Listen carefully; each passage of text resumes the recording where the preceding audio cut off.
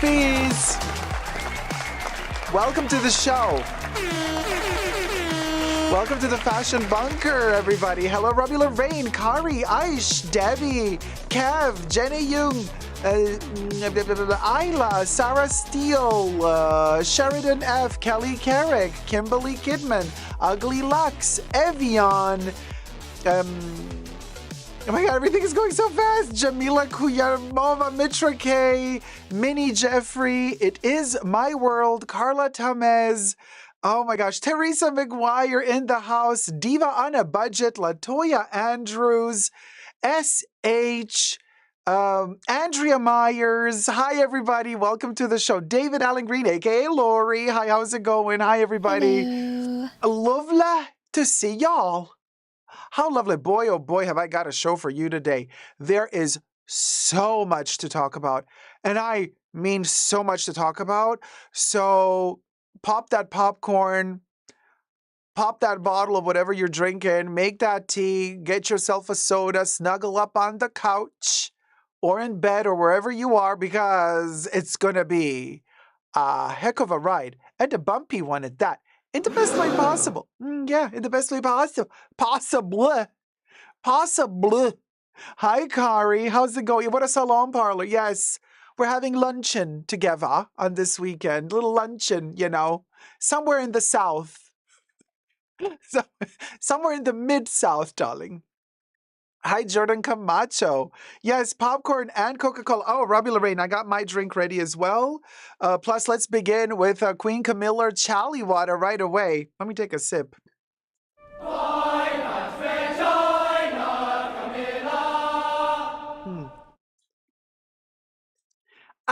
Delish. Hi, Grant Ramirez. How's it going? Thank you guys so much for supporting the Fashion Bunker. Thumb up the video. Somebody's attacking my channel. They have stricken one of my videos. The lawyer has been activated. We sent a counterclaim. It's all now happening. And I have received the bill from the lawyer. I would have preferred a Chanel bag for that money, but there you go. So just letting you guys know, if any tips you do send today are going straight to the Fashion Bunker Legal Fund.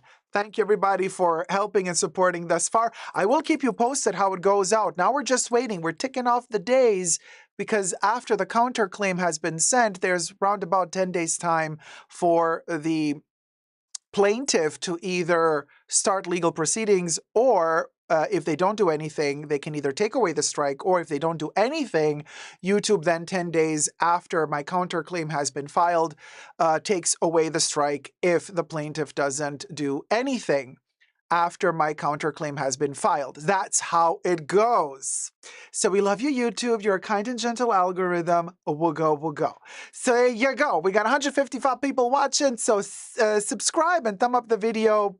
The bill was thousands of dollars.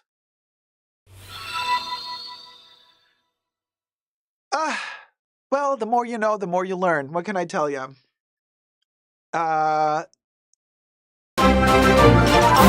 Nothing. Thank you so.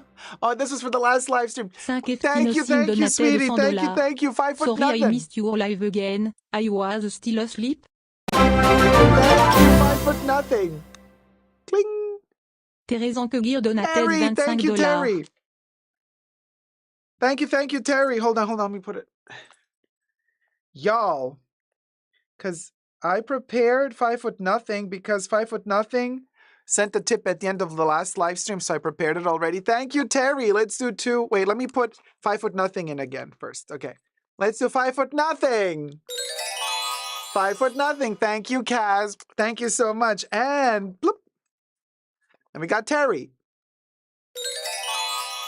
Thank you, Terry. Thank you. Oh boy, the legal fund. Hi, Nico. I like your schemes in the middle of my night shifts. Ashpaw, thank you so much. Donated $25. I Dacob, I don't really talk much on your channels, but I do watch and enjoy your content. I introduce your channel to my hubby and I to like hearing what you have to say. It's not much, but I hope this helps with the lawyer. Thank you so much, Sita. I'm going to read this again. because bubbles. Oof. Ash 8 Paw. Hi, Dacob. I don't really talk much on your channels, but I do watch and enjoy your content. I introduced your channel to my hubby, and he too likes hearing what you have to say. It's not much, but I hope this helps with the lawyer fees. Are you kidding me? It's a lot. Everything helps, you guys. Thank you so much.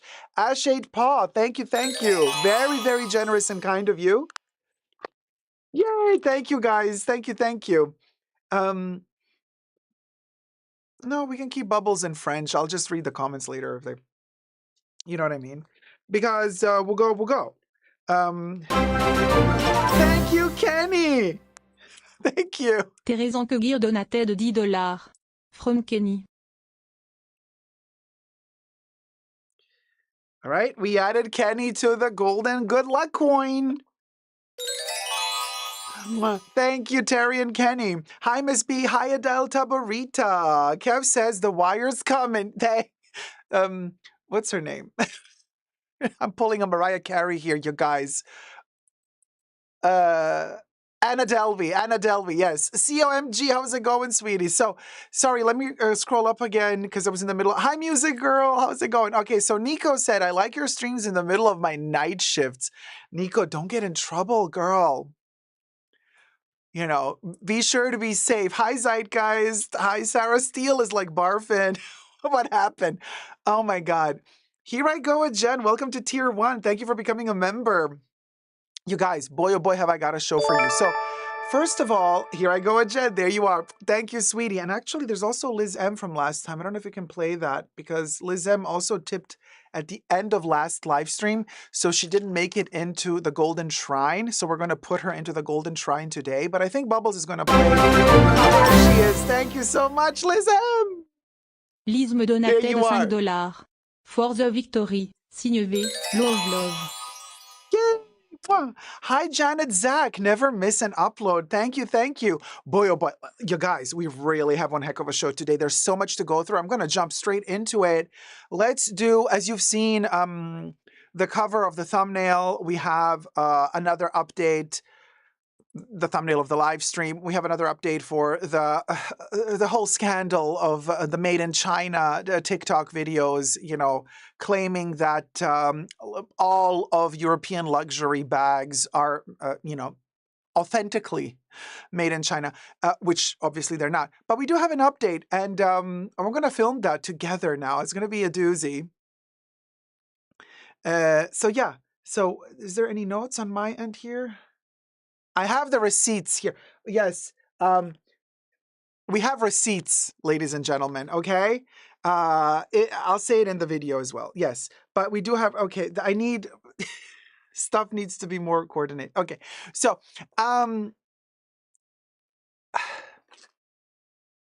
we're going to stream. There you go. Okay, guys. Okay, I got everything set up. So I have to really focus on this one while I have the energy in me to do this correctly, because some people misunderstood my last video and it is irking me. What are you gonna do? Once dumb, forever dumb, right? As they say. So what's that? Hi, Brown Bunny. We're live, baby. Yes, we are. So the show just began, Zeitgeist. Yes, we're doing the first topic right now. Okay. Well, let's try this and see how it goes.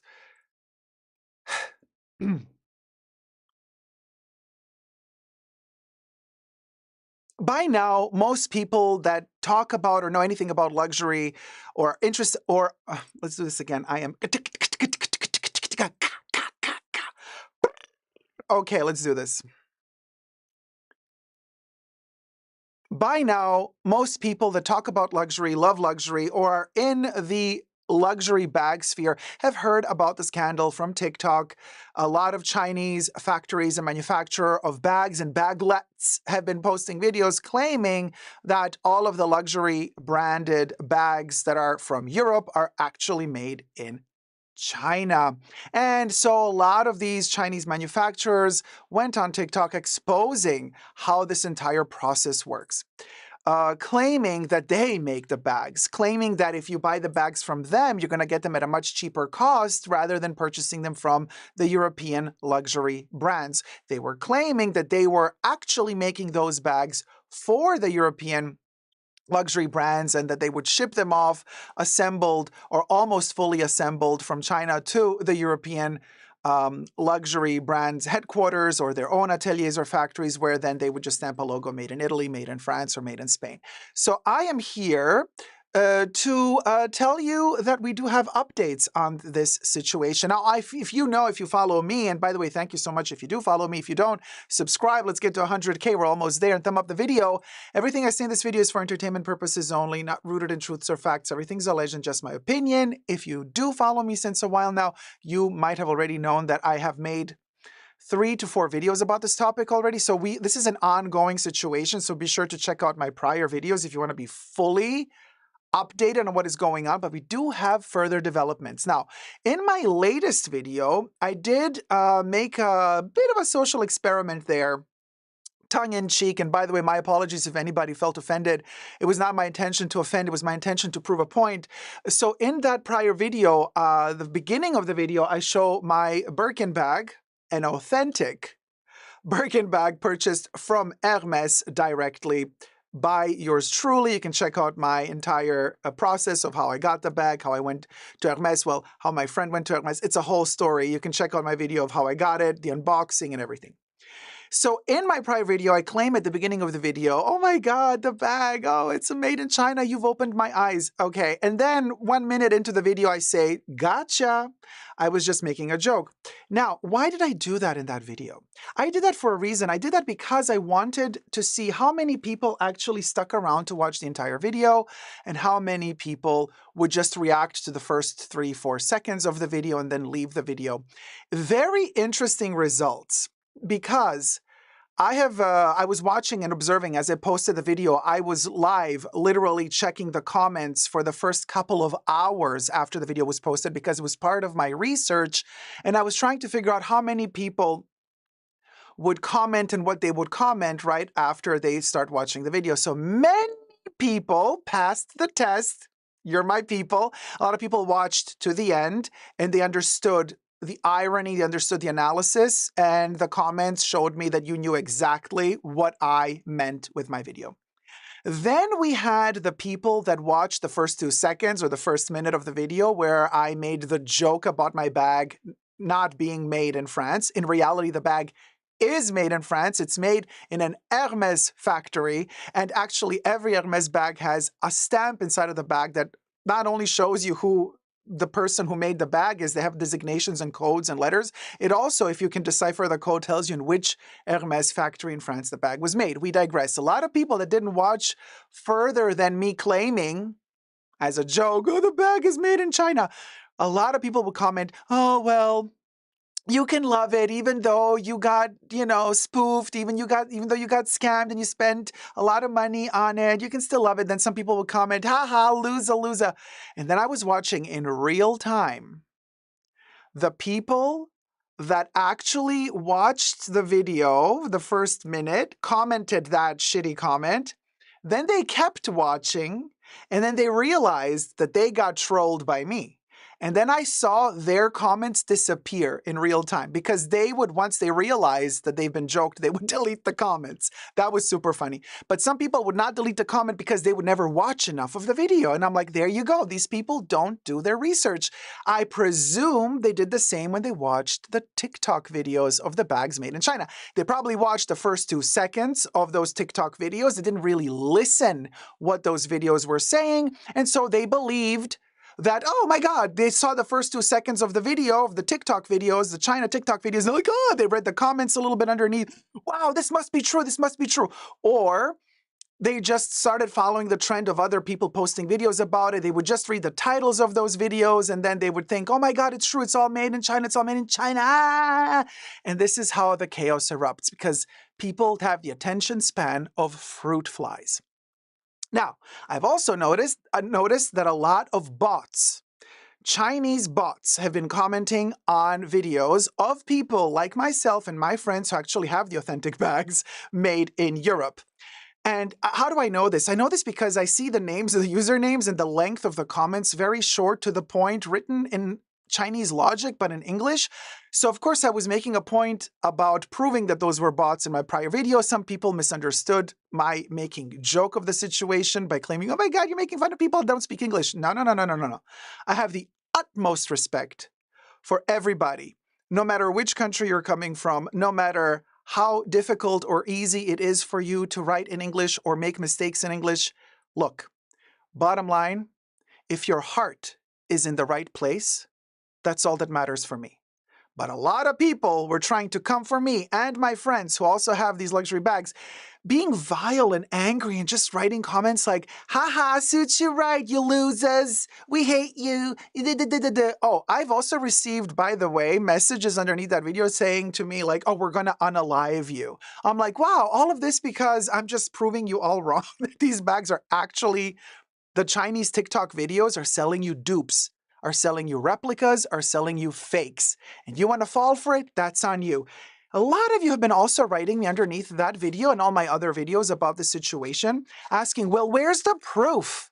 Where's the proof that Hermes makes their bags in France? If they would show us videos of their factories, of people actually working in the factories making these bags, then that would be so easy. We could believe them. We could believe them. And I keep telling you guys, who is attacking who here? With your logic, you would lose any case in court. Why am I saying this? Because the burden of proof lays with the plaintiff, not with the defendant. If you come pointing your fingers at Hermes, claiming that Hermes doesn't make their bags in France, Hermes doesn't have to prove you wrong. You have the responsibility as the plaintiff to prove that Hermes doesn't have factories in France. You see what I mean? You can't go about it claiming, oh well, I think that the fact they don't have factories, so they have to prove they don't have factories. No, that's not how it goes, honey boo boo cha. You don't win a lawsuit that way. You're the plaintiff. You're accusing Hermes of something, so you better show the proof. And trust you me, it is not proof for because you show a video that some random scam factory from China posts on TikTok claiming that they make the bags for these brands. They don't even look like them. They are replicas, and quite bad ones at that. But regardless, we've also heard the news that Hermes has announced officially that they're going to up in the United States of America the prices for all of their products, not just bags, also clothes and perfumes and shoes, small leather goods and accessories, 10% due to the tariffs beginning of May. They were kind enough to announce this a week or two before the tariffs kick in so that people have a chance to buy whatever they like from Hermes before the prices go up. Of course, you can't just run off to Hermes to buy a Birkin. It's not that easy. So obviously, they were more letting people know in case you want a perfume, in case you want a belt, a pair of shoes or something like that. Because yes, some of us also love Hermes for what it is, not just for their bags. I love their jewelry, for example. Not for nothing, wear this little beauty every single day. But Hermes has gone a step further. We have receipts here to prove to you, actually, that they do manufacture their bags in France. This is a very interesting statement that Hermes has released, and I'm going to share it with you. This is the proof. We have a literal press release from Hermes, and it is a very interesting press release. I find it very clever. And of course, I don't know how many people were clever enough to stick around and watch this video this long, because most of the people probably tuned out after 2 seconds and they're never even going to know. Except I have a plan. I'm going to make people know. But anyway, here is a very interesting report from Hermes. It's called the Quarterly Information Report as at the end of March 2025. So the first quarter report of Hermes, they said, and by the way, it is directly from Hermes. You can see it. I am reading literally their own quote. So this was issued, the press statement was issued in Paris, or from Paris, April 17th, 2025. Now, they said solid growth in sales in the first quarter, plus 9% at current exchange rates and plus 7% at constant exchange rates in an uncertain context. They're, in other words, claiming, you guys, all the other luxury brands are kind of losing ground here, but we are one of the rare ones that are actually making still plus we're still growing, even though everybody else is in a sort of a recession. I'm going to focus only on Hermes because they have a very high standing and they have very, very high standards when it comes to paying wages properly, paying their workers properly, and being very fair and transparent about this. Other luxury brands are not that transparent. So while I am saying that Hermes, I do fully personally believe that when they claim that this Birkin is made in France, it is made fully in France. I completely believe them.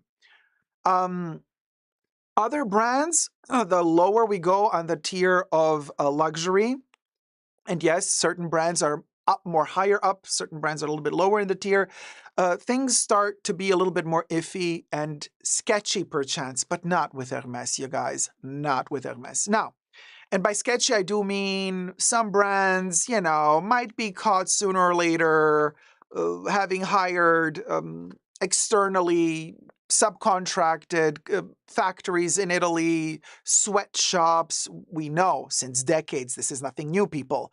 We didn't need the TikTok videos to disclose all of this. This is something we've been talking about on my channel for over a decade now. The sweatshops in Italy are a problem.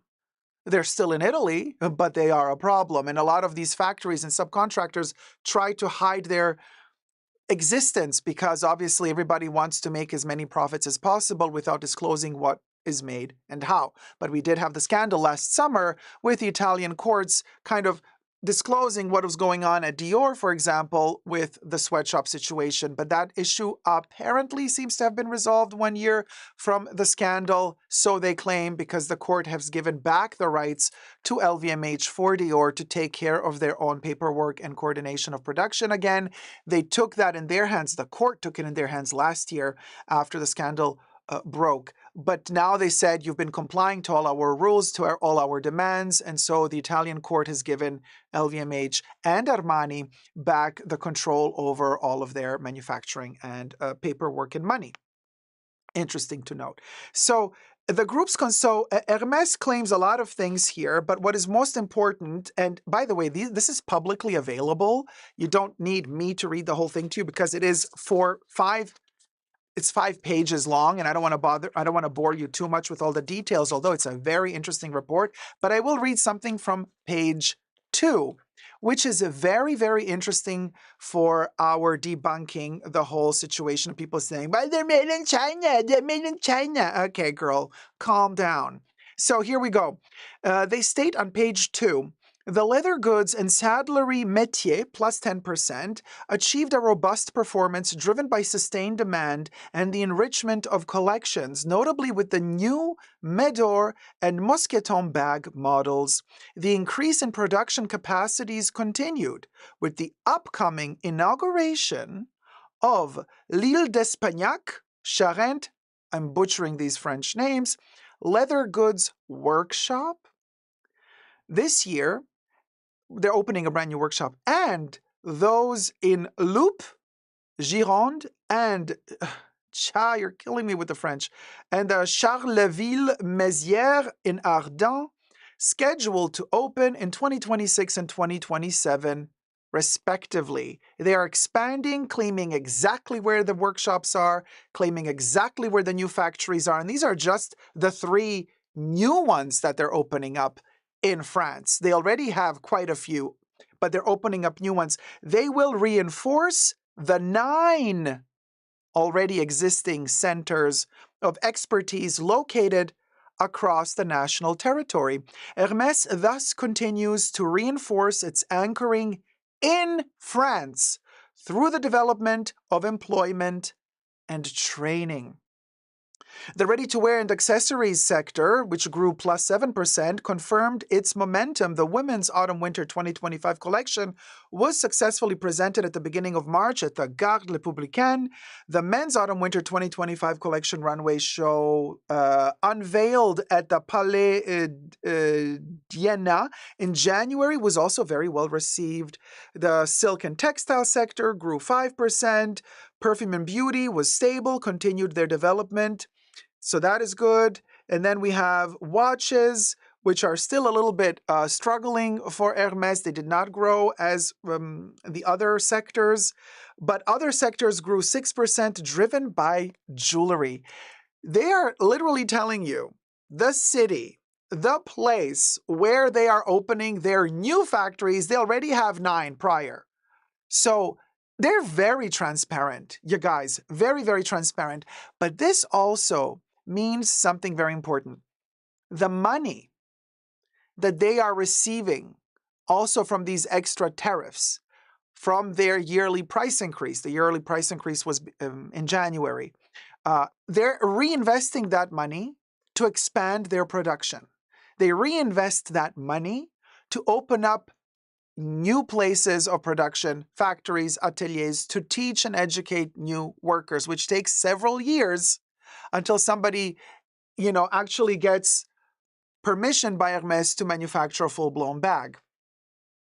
And this also means that thanks to their expanding the savoir-faire, expanding their production, expanding their factories, expanding their workshops, expanding their ateliers, they will be able to offer the consumer more of these desired bags. So in the near future, we will see Hermes having more Birkins and Kellys to sell to you in stores. I have noticed that during the pandemic, it was really difficult to get anything at Hermes.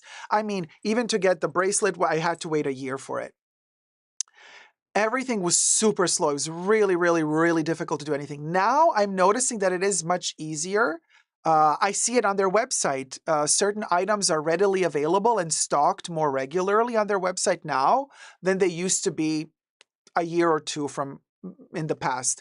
And as we look into the future, it seems like it will become easier to get certain bags and certain products from Hermes. But you can access their quarterly revenue report with all of these details, which I find very, very interesting, on the website at Hermes, and you can just Google it.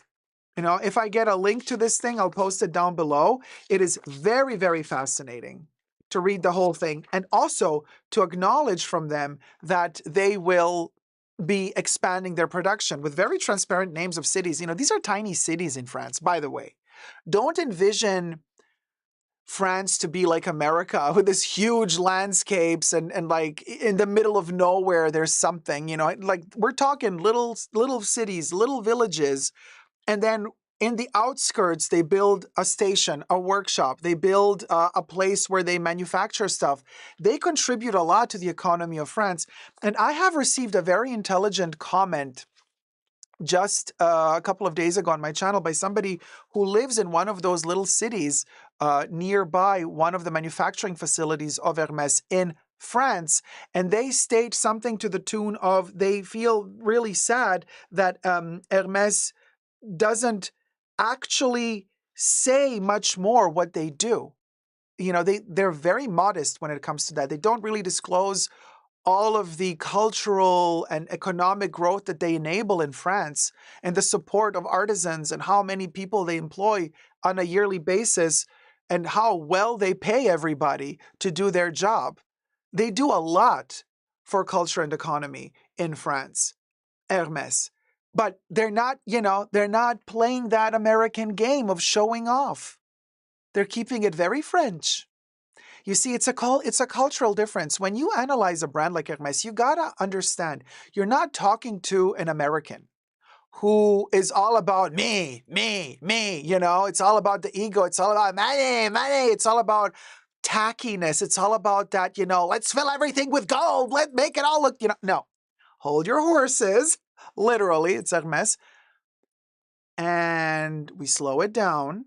We keep it classy. Europe doesn't talk much about money.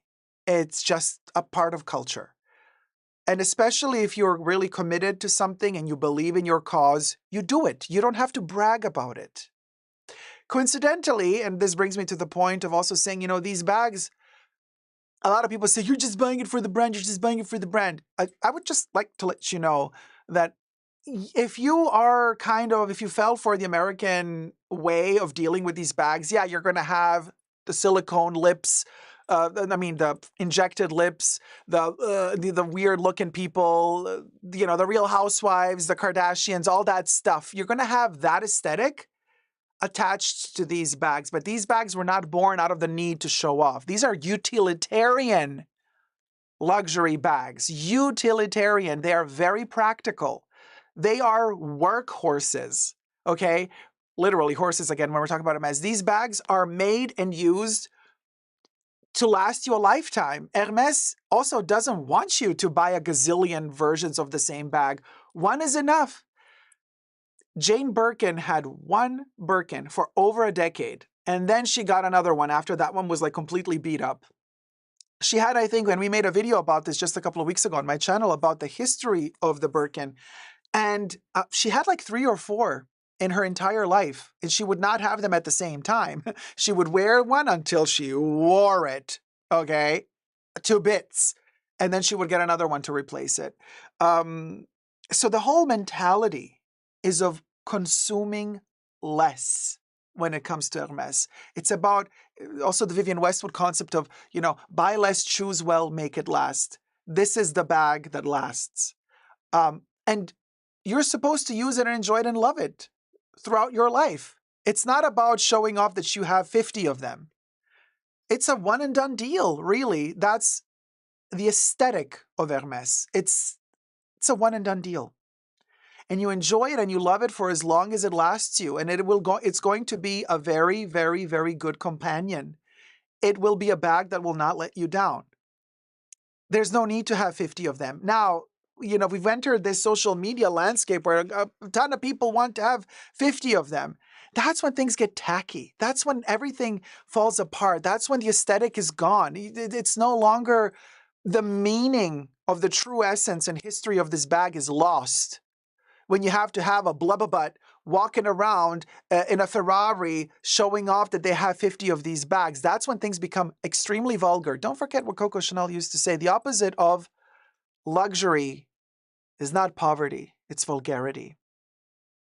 So I hope I managed to shed a little bit more light on this story today for you guys. Thumb up the video, subscribe. Let me know your thoughts down below. At the end of the day, you can comment nasty stuff under my videos and under the videos of my friends who do have the authentic Birkins and the authentic Kellys or Constance or the Evelyns or the Lindys, whichever, the Picotins, whichever Hermes bags they love.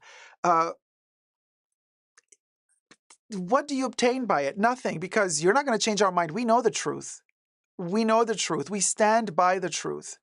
Now, the fact that you want to be so gullible or are so gullible and can't help being so gullible and fall for the propaganda and the mass-released lies on TikTok about these Chinese factories producing these bags. By the way, videos which are being taken down on the regular because they are promoting lies.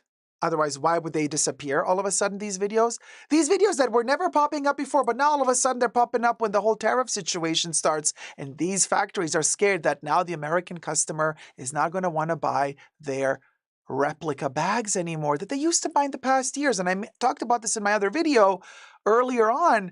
It's so clearly a lie. I mean, those bags that used to cost, the fakes that used to cost $500, now they're charging you $1,000. But why? Because they have tariffs to pay on top. So now they have to make you believe that that replica bag is now worth $1,000, even though it was $500 last year.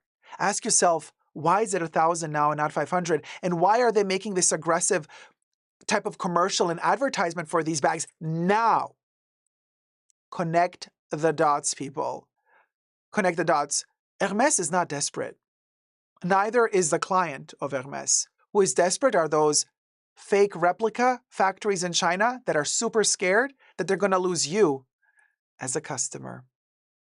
Let me know your thoughts down below. Love you loads.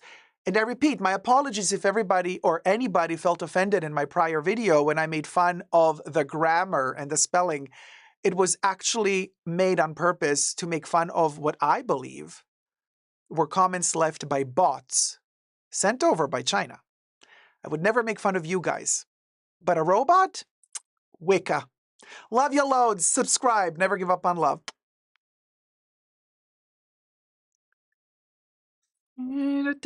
Okay, are we clear, people? Thumb up the live stream. And we're going to get more in detail about this Hermes statement. By the way, I just wanted to make a more succinct conversation and topic about it for the video that I'm going to post. But then we're going to make a second video more about the Hermes thing. Um,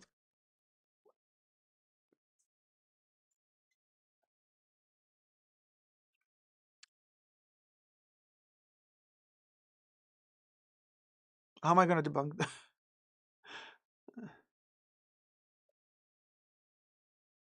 So, and can we just quickly debunk a comment that was left on my channel by genealogist, but spelled like genealogist 4465 said, "Did you see who this Dracula is sponsored by?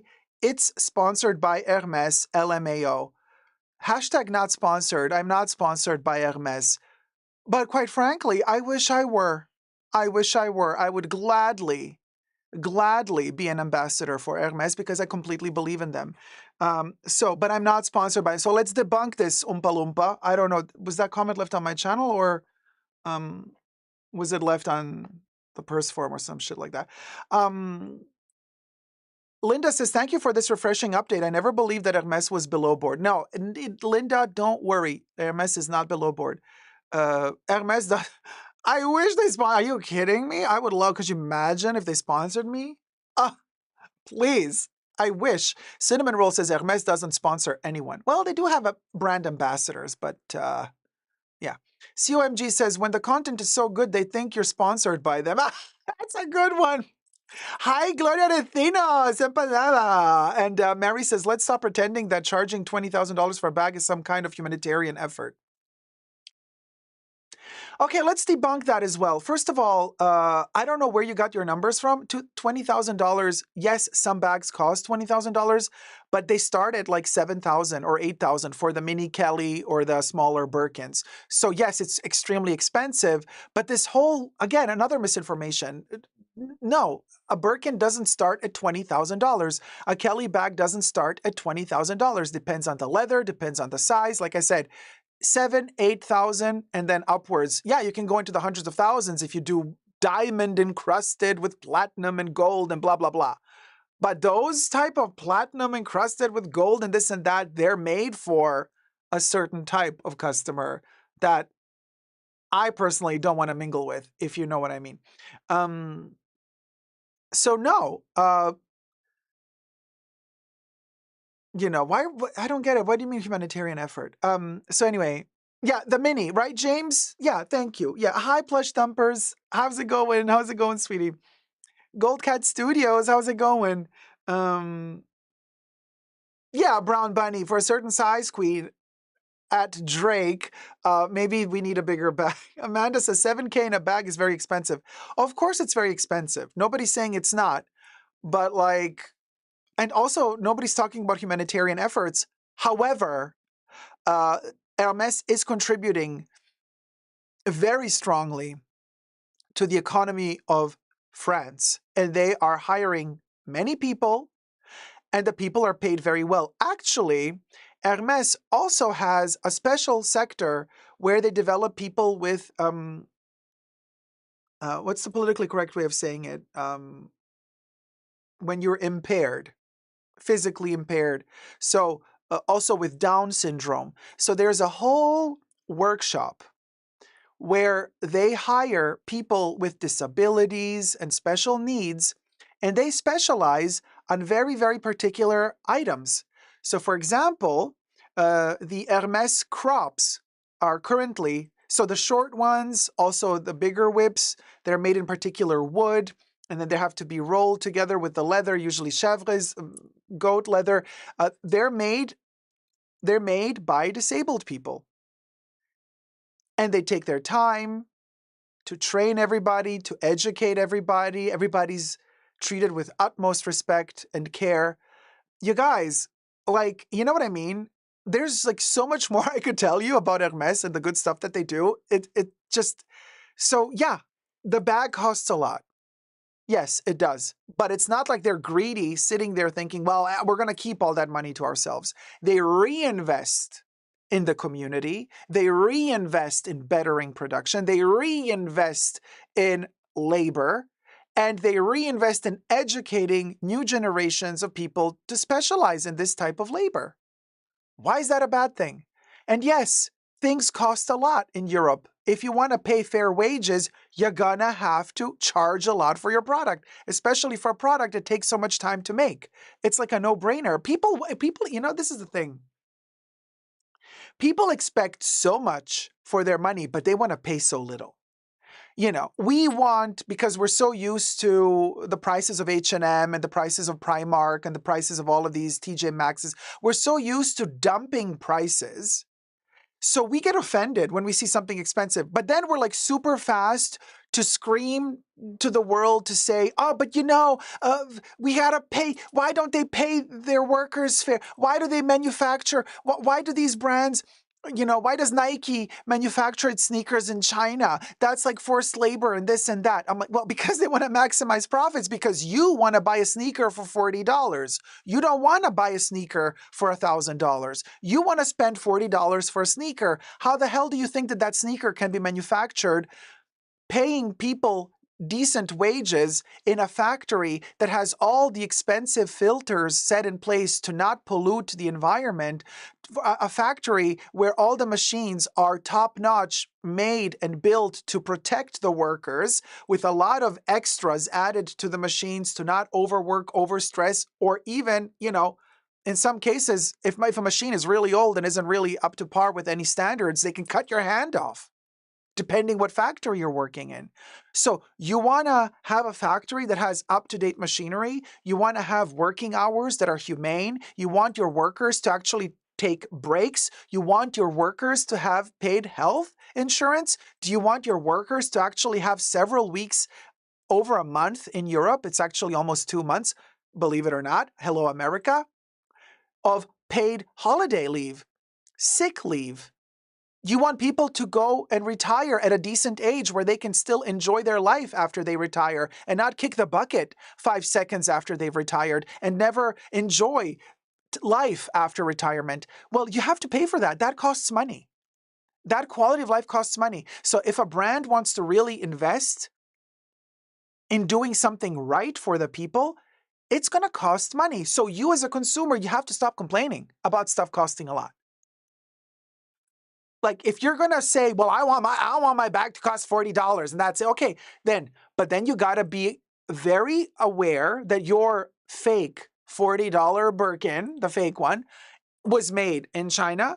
God knows under what conditions those people are working under. God knows what materials were used for that bag and how cancerogenous are they. Some of those plastics, I have smelled them, unfortunately. I've gotten headaches immediately. The second I smell it, I'm like, whoa, what is this? I could killed a gazillion of my brain cells just inhaling the smell of it once. Imagine the person working in that factory with those toxic materials their whole life, without having a day free a week, without working the 8-hour shifts. No, they do 15-hour shifts because they're working in a country where labor laws are practically non-existent. So, but you get your bag for $40. So you're happy. So let's throw shit and shade at the people who actually spend more money on these bags that are going to have a whole lifetime, while you end up buying 50 of those bags for $40 each because they fall apart after a short while you've been wearing them, or you get sick wearing them because you're smelling them and they smell of toxic. I mean, what are we talking about here, people? Hermes was way better, has way better pay compared to the people in the Louis Vuitton factories in the US, by the way. So we're not talking about LVMH here. We're not talking about Louis Vuitton paying minimum wage in Texas to their work. Well, they're paying above minimum wage, but in Texas, minimum wage is like so minimum that it would be embarrassing to pay minimum wage in a Louis Vuitton factory in Texas. Okay, we talked about the minimum wage situation in Texas. We talked about how much the Louis Vuitton factory pays its workers in Texas a couple of live streams ago. Go check that out. This is an ongoing series on my channel. Of course, I invite you all wholeheartedly to follow my channel and to partake in all the live streams, because in every live stream we learn more. It's a development. It's like consider my show like a TV show, separated in seasons, except the season lasts all year. every year. And we've been going for almost 11 years now. So with every new episode, we learn more. And then there's a little cliffhanger. And then the next episode, we build on that. So there's a lot of catching up to do if you've just discovered my channel now. But it is important because there's a lot to talk about. There's a lot to cover. And we learn more and more as time progresses. Very important. So Mary says, yes, it's great to see more visibility for disabled people, absolutely, but let's not confuse genuine inclusion with marketing tactics designed to distract us from abusive pricing and corporate greed. Oh my God, here we go again. It's like I can't I can't win with you.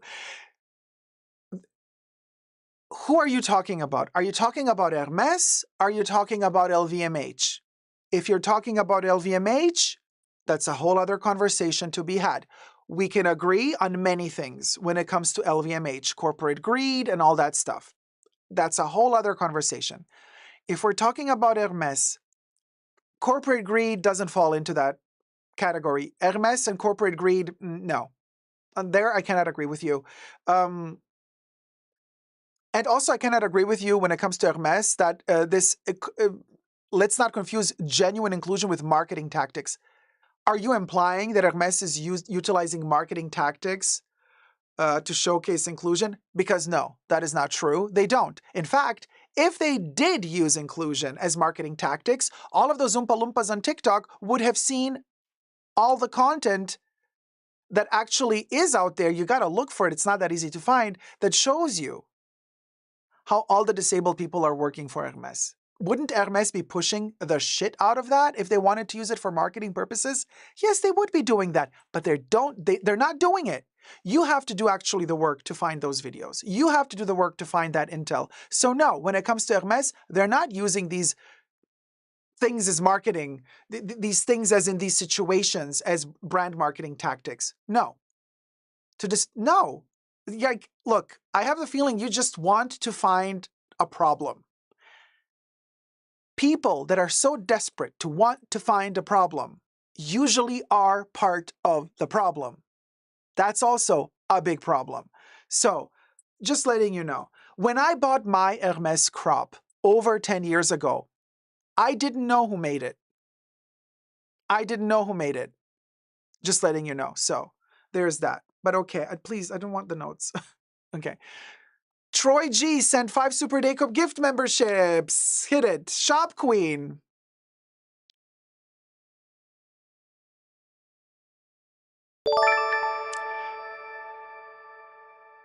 The luxury bucket list is becoming... No, wait, hold on. Sorry, guys. I'm just trying to find... Troy G... Wait, okay. Troy G sent 5 Super Dacob memberships. Shop Queen received a gift membership by Troy G. The luxury bucket list received a gift membership by Troy G. Cameron received a gift membership by Troy G. Gareth Lloyd received a membership by Troy G. Chunky Shoes UK received a membership by Troy G. Thank you so much, Troy G, and thank you to all the members. Start using your emojis now. You guys, I also, look, this is a topic that really, I have the feeling I could make a gazillion... Can I scroll the chats to the bottom? Oh my God, like, okay.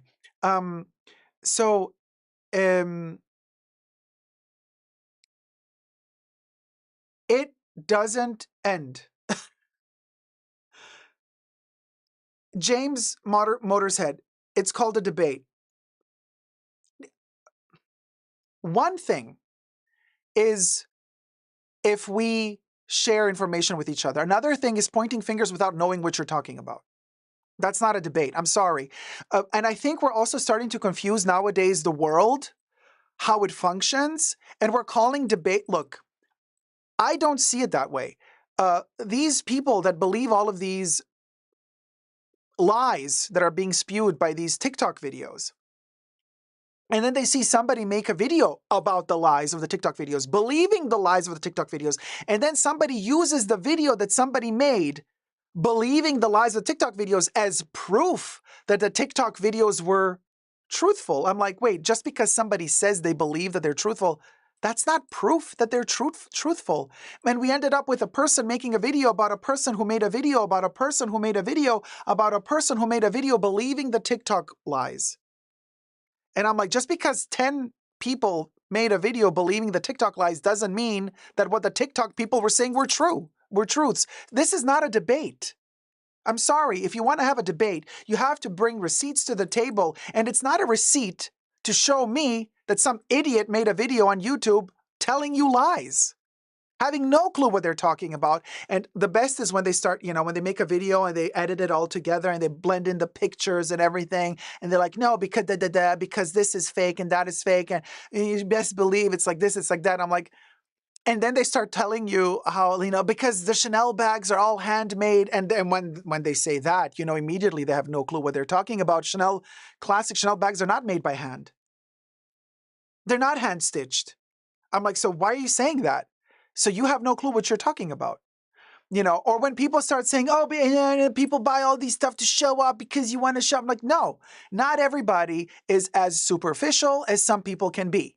And this is a problem that we have, especially with social media. And unfortunately, I got to say, as much as I love America, there's a problem in America when it comes to showing off money, because everything is about money in America. And in the rest of the world, not everything is about money. And not everything is about, let me show off how much I can afford to you, because you're going to judge me, so I'm going to afford. And this is why I notice also, mostly the American haters are the ones who write like, poverty, oh my God, you're wearing the shirt from last season. Oh, you got to prove this, you got to prove that. And why don't you drive a Porsche? Why don't you drive a Rolls Royce? Because I'm like, I don't want to waste money on stuff I don't care for.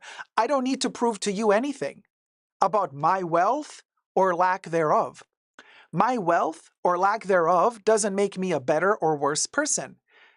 So this is not a debate. This is okay.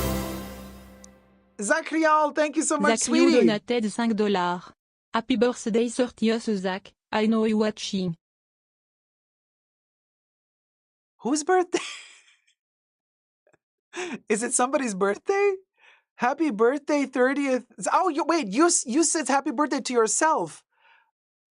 Because Zach Rial said happy birthday 30th Zach, I know you watching. Okay, well, happy birthday, Zach, then? Okay, hold on. Well, let me write Zach.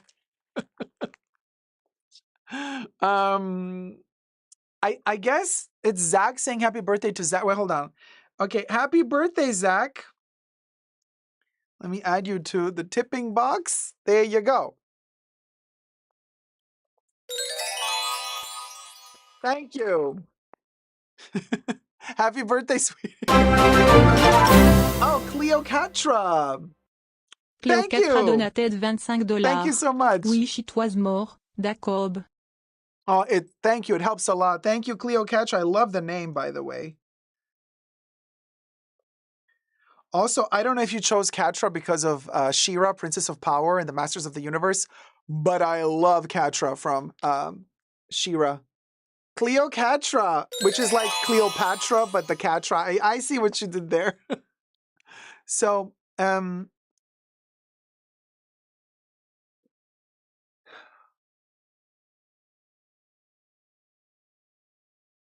hold on, you guys. I'm checking something.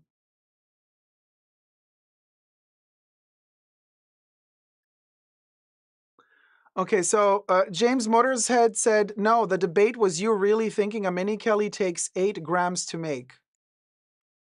8 grams? You mean weight, or you mean that the mini Kelly costs $8,000? No. God, people, please. Oh my God. The Kelly doesn't cost $8,000 to make. The Kelly costs you $8,000 to buy. I never claimed that the Kelly costs $8,000 to make. I really, it's these type of comments that make me understand that we really have to go back to school. I mean, should we do a whole live stream where we explain how production works? Because I have a feeling people are not understanding the difference between what labor costs, what material costs. because how can somebody claim that a retail price, if the retail price of a Kelly is $8,000 of a mini Kelly, of course the mini Kelly does not cost $8,000 to make. I'm like, sometimes I don't know, people. I don't know.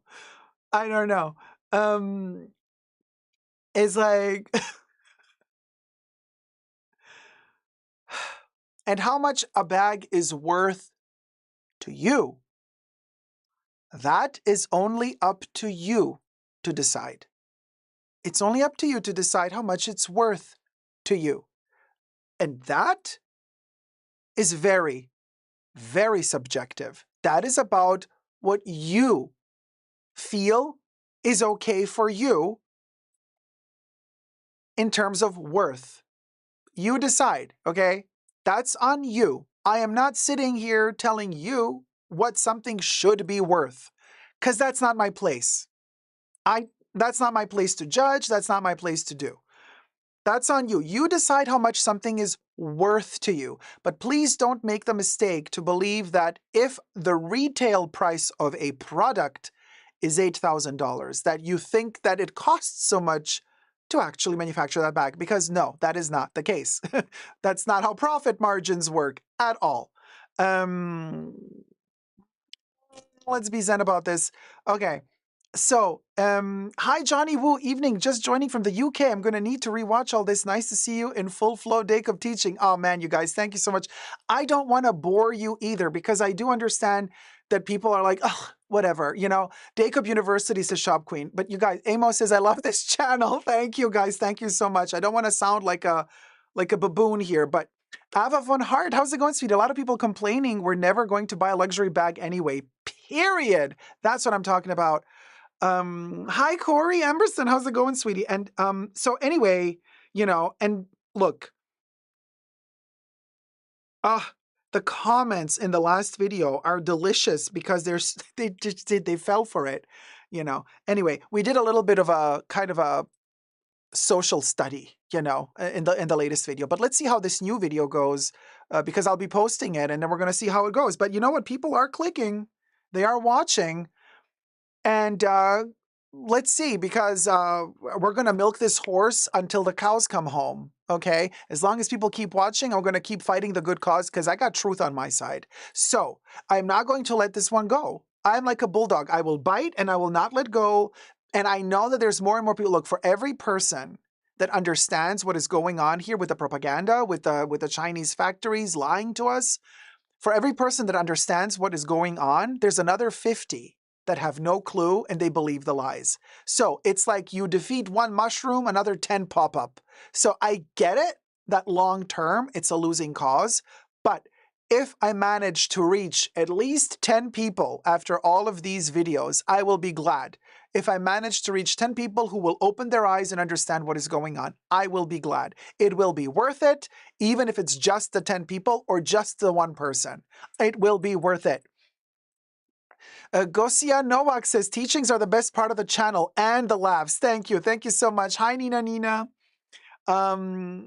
Oh, hi, Winnie. Oh, thank you. Winnie says, loving all your videos, Dacob. Very kind of you. Haven't seen you in a while. Hope you're doing well. And Sarah Steele says, yes, he dies, Zeitgeist. Like I said, Dacob, you have a lot of patience. Zeitgeist, I kid you not. Sometimes it's hard. Sometimes it's hard. But you know what? We're gonna get through this. I have another comment to read. And this is another educational one. Let's thumb up the live stream, you guys. We got 1,000 people watching. So let's thumb up the live stream. You go, wow, this is incredible. Thank you so much for being here with us. We got 324 likes. Let's get to 500 likes. Costs you nothing to thumb up the stream. Thank you so much. Gloria says, you defeat one mushroom, another 10 pop up. Okay, Dacob, I'm loving your sayings today. Put that on a t-shirt. Hi, Polyhesta. Hi, Polyhesta. And all right, so here's another one for you. Let's film this one. This one is going to be about Louis Vuitton, because those do very well as well, I've noticed. Oh, let's prepare a bag. All right. Kev says, thumb up the video if you think a mini Kelly costs 8 grams. 8 grams of what, honey? Okay, we'll go. Just kidding. Get your minds out of the gutter. We love you, algorithm. We love you, YouTube. Okay. As Trisha Paytas would say, what? Huh? Okay. So here goes. Hi, everybody. Dacob here. Welcome back to the Fashion Bunker. Let's talk about Louis Vuitton and their price increases. Oh my God, it's a never-ending drama. It's a never-ending story. I got my little Speedy 35 here, which I travel with a lot, and I do fold it a lot, and I put it inside my bag, so that's why it always has its folds. I'm treating it the way it should be treated, honey. Okay, it's a practical bag for travel, weighs almost nothing. But we're talking about the price increases, and we're also going to talk about a comment that I received lately on my channel in the comment section, and I want to debunk something. And this is really important because, well, we have been seeing a tendency by Louis Vuitton to do several types of price increases. They increase the prices officially several times a year, where your sales associate, if you are working with a sales associate from a Louis Vuitton, was I saying Hermes? I meant Louis Vuitton. All this time I meant Louis Vuitton. I might have been saying Hermes, but I meant Louis Vuitton. So let's talk about Louis Vuitton. Sorry, I'm just like thinking, did I say Hermes? Anyway, sales associates at Louis Vuitton would tell you, oh, there's a price increase coming. It's going to be an 8% price increase. It's going to be a 10% price increase. Certain bags are going to go up more than other bags. So get your bag now because maybe tomorrow there will be a price increase. There are those price increases. Then Louis Vuitton has another type of price increase, and that would be when they don't announce them and they do a sneaky price increase, like $5, $10. You know, like even if a product is like $1,300, like they're going to do like a $10 price increase, like $1,310. You know what I mean? I'm like, okay. So I'm like, whoa, what is going on here? And then there are those price increases that are due to, they call it harmonization, price harmonization worldwide. In a certain country, you're going to get this price or that price, and they're going to fluctuate. And then maybe LVMH wants to equal them out so that more or less the product costs the same across the board in all the countries, give or take a couple percentages, also due to currency fluctuations and what have you. Still in America, it's a very high markup for their bags, at least. For their silk, not so much so, but for the bags, we're talking 15 to 20%. Now, here's the thing. Ever since the tariffs have been announced and are going to kick in May of 2025, certain brands like Hermes have officially announced that they will increase their price across the board 10%, even though Hermes does one price increase a year at the beginning of the year. Usually that's what they've been doing in the past. Some years they skip the price increase completely. That's for Hermes, not Louis Vuitton. Louis Vuitton did not announce a tariff, a due to tariff price increase. Instead, just a couple of days ago, they snuck in one of those $5 price increase, $10 price increase, up to $100 something price increase on certain items. And this is not even the tariff price increase, because I have a sneaky suspicion that even though we just had this price increase end of April, this sneaky, I call it, price increase for Louis Vuitton items end of April 2025, I still think they're going to try to pull a 10%er on us in May again. And they're going to act like we didn't increase the price in April. We didn't, I don't know. And then like in May, they're going to be like, oh yeah, this is the tariff price increase, the 10% on top of the I don't know price increase from end of April. But so I made a video talking about the Louis Vuitton price increase, and go check out that video where I also touch base on how it works. But then I received a comment under that video, and I'm going to read it to you now, and we're going to talk about it. And this is, a lot of people are misinformed about how things work. Let me read the comment, and then we're going to dissect. We're going to dissect it, and we're going to learn something. Okay, so Jared Wyman commented on my video, Louis Vuitton secretly increases prices overnight after Made in China luxury scandal. That's the title of my video under which he commented. And he commented, if a $100 price increase on something you were about to buy is a deal breaker, that means you were counting pennies. If you're counting pennies, this is not the time for you to be buying Louis Vuitton.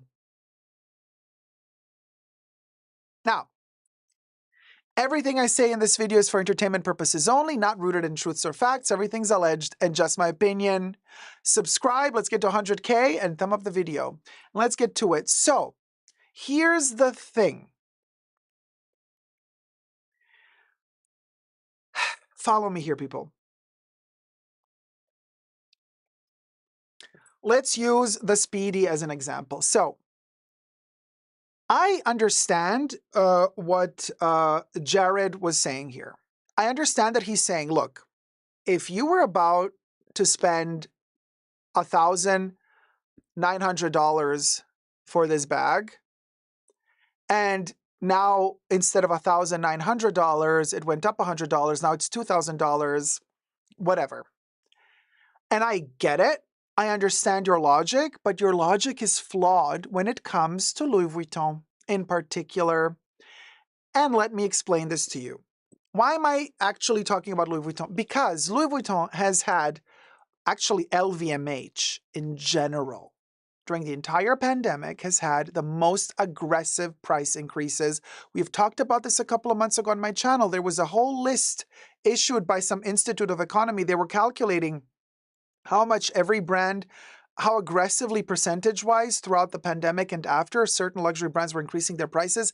I thought Chanel was going to be at the top of that list. No, Dior was at the top of that list. Dior belongs to LVMH. Louis Vuitton belongs to LVMH. Chanel was like, I think, second, and then we had like Louis Vuitton and all the others. But here's the thing. I understand if you're telling me, well, the bag is $2,000. So now it's, sorry, the bag is $1,900 today. Tomorrow it's $2,000. That $100 extra, you swallow your pain and you buy it. And otherwise, if that's too much for you, then you couldn't have afforded the bag to begin with. That logic would be valid if these price increases followed some form of logic connected to, let's say, inflation rates, inflation percentages, yearly inflation rates, but they don't. They don't follow them. So what does this mean? Let's go back in time.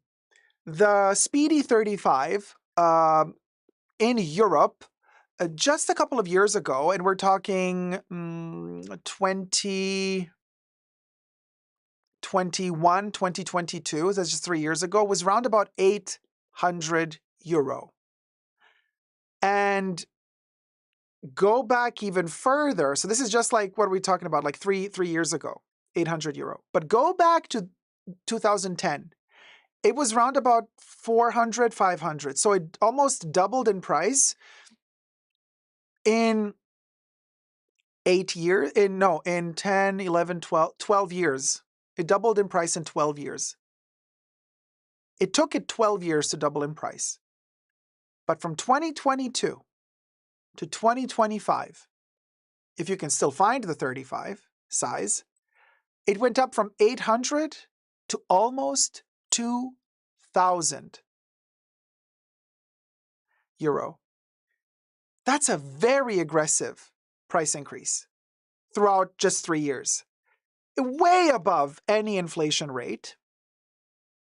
And so, yes, if you isolate this bag today, like let's say you never knew that Louis Vuitton existed until today. Today you find out about Louis Vuitton for the first time in your life, and you discover this bag for the first time in your life, and you do no research about past pricing, and you see that the bag is $1,900. The next day you go to the Louis Vuitton shop and you want to buy it and they tell you it's $2,000 now. You're like, okay, well, the $100, okay, whatever. But so I get it. From that standpoint, a person like, who was it again? Jared, saying, well, if the $100 is a make it or break it deal for you for a bag that's that expensive, you shouldn't have bought it in the first place. I get it if you never knew that Louis Vuitton existed. But for people like me who have been collectors of this brand for so many years, for decades, I don't see the $100 price increase of today as the, oh, well, whatever, it's just $100. No, because I add to that price increase of $100 all the other aggressive price increases that they've been doing for this bag in the past months, in the past years. So for me, this bag is still $800, 800 euro or 900 euro, you know? But no, now, so for me, when you up the $100 extra, now the bag has reached 2,000 after all the other added price increases. So to me, within 3 years, you went up from 800 to 2,000 almost. And now you're telling me, well, what's another 100? No, it's not just 100. It's over $1,000 price increase for me. For me, it's not 100. It's over 1,000. This is how I think. And this doesn't have to do with, oh, I'm counting my pennies. Oh, well, if you can't, that, look, remember in the 90s, there was that episode of Absolutely Fabulous. I love that show, but the 90s are no longer here. Times have changed dramatically. There's that one episode where the ladies in AbFab say, if you have to ask how much it costs, you obviously can't afford it, get out of my store. We cannot use that logic anymore. It's not about, if you have to ask how much it costs, you can't afford it, bye, bitch. No, it's not about that anymore. Right now, it's about because back in the 90s, they weren't upping the prices that quickly. There was no insanity when it came to 10 price increases a year. Sneaky $5 to $10 price increase here and there, and then $200 price increase there, and then bam, bam, bam, it piles up and you're over $1,000 price increase within 3 years. That wasn't happening back in the 90s. So obviously back in the 90s, this bag, I think it was like $200 or $300. And it was $200 or $300 for several years before it went up in price. Several years before a price increase.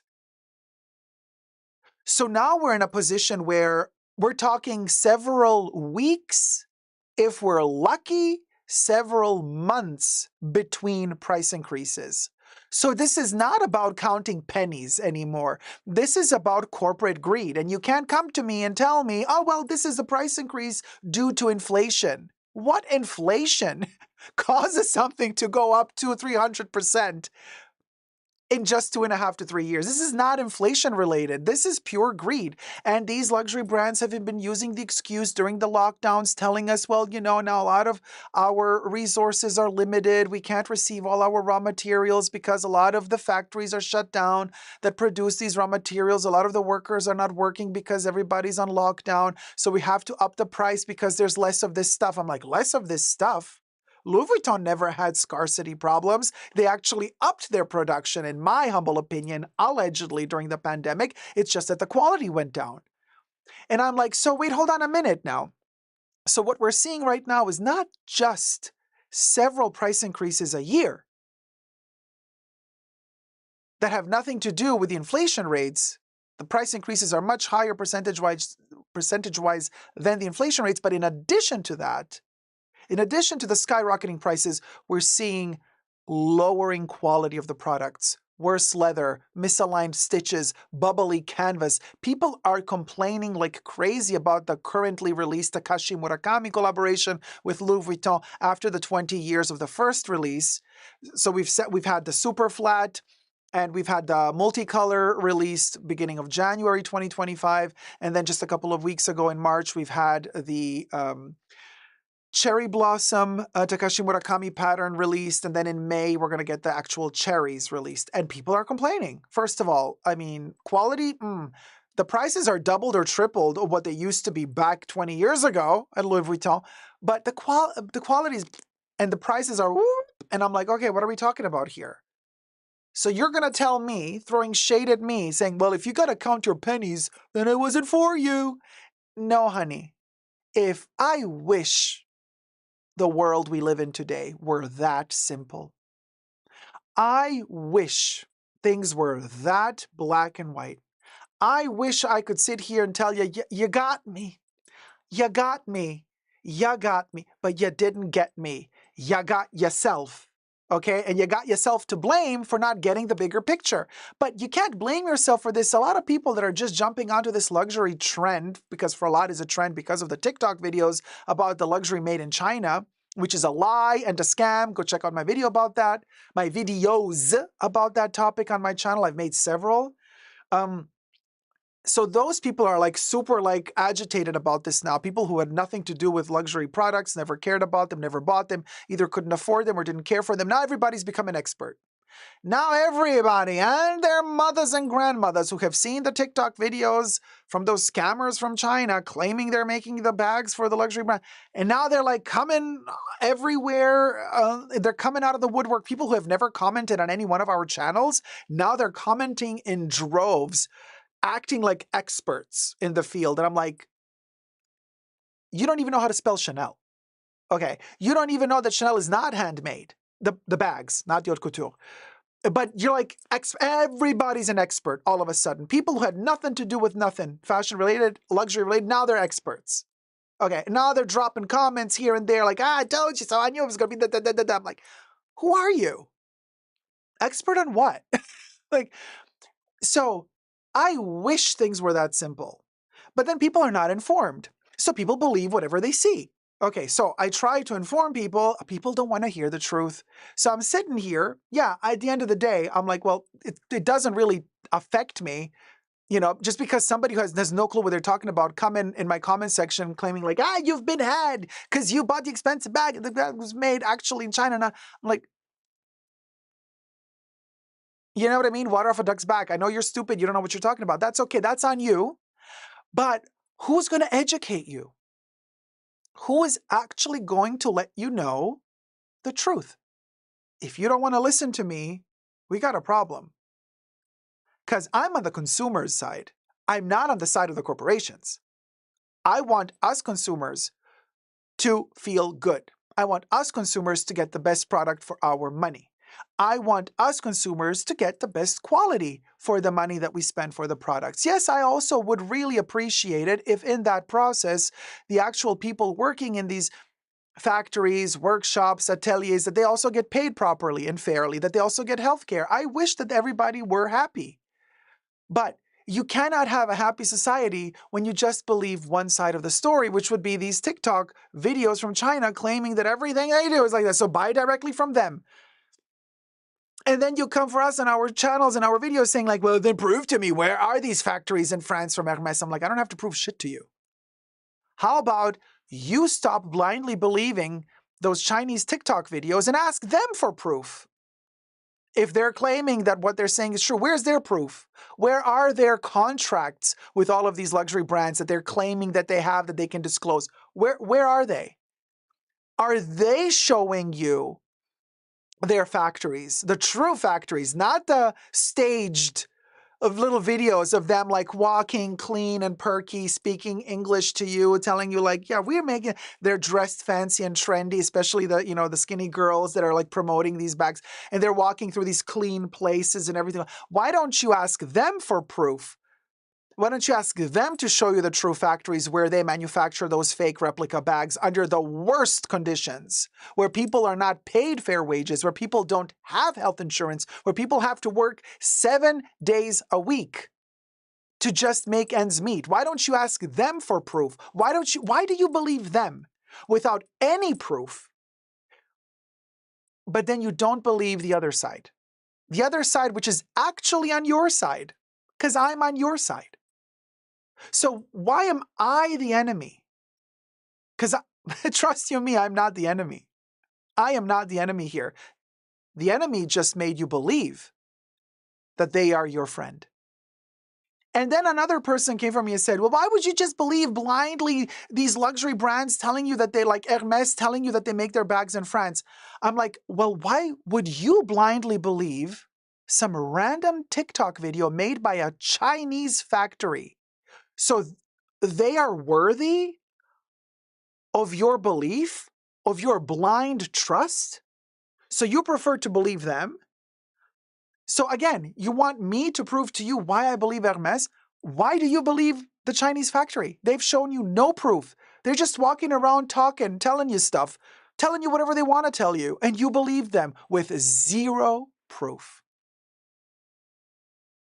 In the court of law, it's the plaintiff that has to prove their point. The burden of proof lays on the plaintiff, not on the defendant, and you are innocent until proven guilty. Thank you so much for watching. Thumb up this video. Thumb up this video, subscribe. Let's get to 100K. Love you loads. Let me know your thoughts down below. Bye.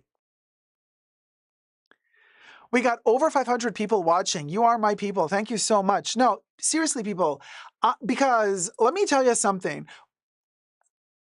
At the beginning, about a week ago, when this whole, or 2 weeks ago, when did this shenanigans start with this whole situation with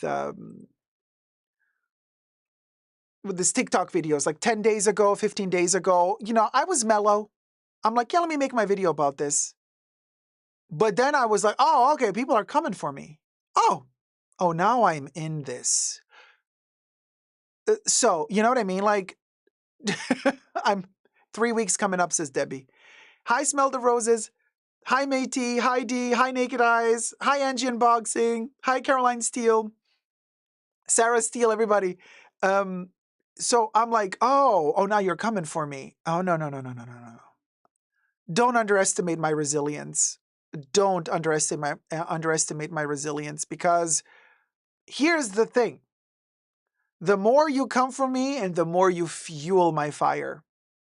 So, and I know I am fighting for the right cause. I am not just like blindly hitting my head against the wall.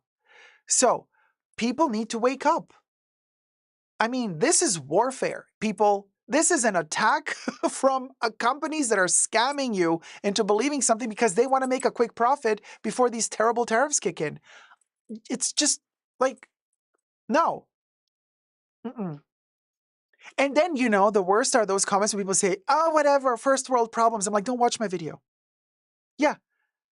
Look, everybody everybody tries to make a world a better place the way they can. Okay. Mine is educating people about the most useless things, which is getting a bag, whatever. But here's the thing. In my little way, I also contribute to waking people up, because if you read between the lines, everything I said, this whole logic can be utilized on many different levels, not just for fashion. And I'm going to leave it at that, because if you know, you know. IYKYK. And here's the thing.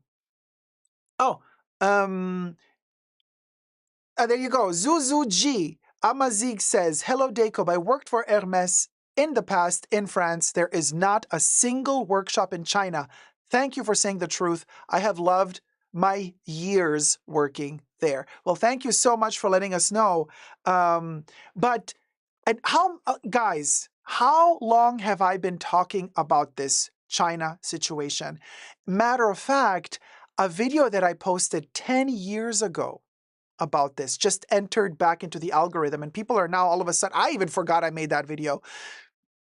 People are commenting now under that video that is 10 years old, saying, Dacob was talking about this 10 years ago already. I'm like, yeah, people made fun of me back then. I was talking about it, just like people are making fun of me now in the comments, calling me names, calling me the F word, wanting to unalive me, telling me I look terrible with long hair, look like a woman with long hair, bearded, this, that. And I tell them, well, Jesus had long hair and a beard.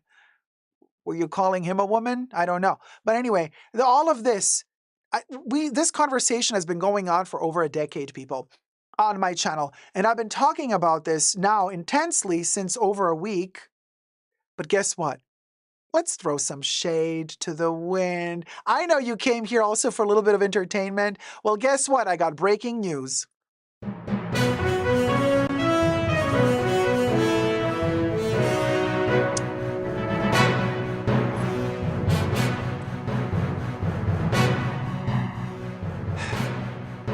So, we've been talking about this China situation for weeks now on my channel.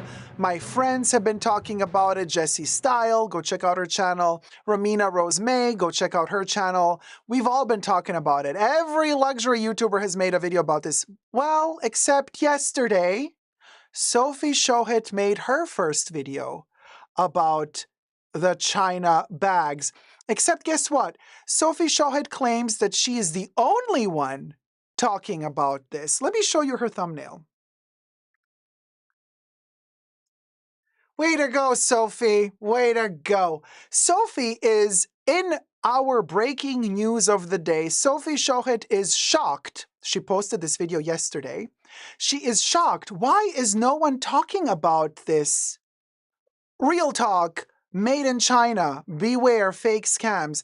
And Sophie is shocked that she is the only YouTuber talking about the China situation. MMM comments, bless. And she's the one who just about a week ago made a video saying that she's surprised that there's no community on luxury YouTube. She's asking people, like, she watches other people, like, contact her, write her, collaborate with her. Although about a year ago, she also claimed she never watches other content creators. She's the OG. She's the only one. This is her thumbnail. I did not retouch this thumbnail. She might change her thumbnail later on, but currently this is her thumbnail. The video is 15 minutes, 43 seconds long. This is her thumbnail. Why is no one talking about this? She's shocked. She's shocked that nobody's talking about this. Sophie, boy, the retouching of that nail though, that was a quick job. That was a quick nail job. Look at that. Oof. Marina says, oh God, I saw that and cringed. Look, I mean, I have no words at this point. So, you know, Winnie B says, she stole my thumbnail graphic I grabbed from a quick Google search. I'm kidding, she says, I'm kidding. So, okay, Sophie, yeah, I'm really glad that you're the only one talking about this. And not only are you the only one talking about it, you're upset. You're upset that nobody else is talking about it. Like, why is nobody else talking about this? You know what she's giving me here? She's giving me John Travolta meme in Pulp Fiction. Why is nobody talking about who? What? I don't know. Okay, Sophie, good luck to you. Go subscribe to her. Send her some love. Of course, I wish her all the best. I just find this hilarious. I have no words anymore, really. And we'll go. Okay. I mean, literally, like we can be very much out of touch. Period. I'm like, well, we'll go. Okay, Zuzu says, Dacob, let me tell you, hold on, let me scroll this up just a second. Zuzu says, Dacob, let me tell you, you are the most honest YouTuber in the luxury world. You are well informed, you do your research, whereas Sophie is not studying. Oh, thank you, Zuzu. Anyway, we're sending her love, you know. Thoughts and prayers. Gladys Saria says, you're my big influencer, Dacob. I bought my authentic Louis Vuitton Everfull and Alma Bibi because of you during my FOMO moment. I appreciate you so much. Oh, may you use them in good health. I hope you're enjoying them. I love an Alma, though. Oh, I love an Alma. Oh, Life of MC. Welcome to Tier 1. Thank you for becoming a Tier 1 member, sweetie. Zeitgeist, today I am wearing Comet by Chanel. That's my perfume of the day.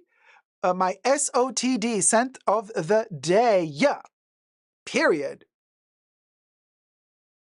And so yeah, there you go.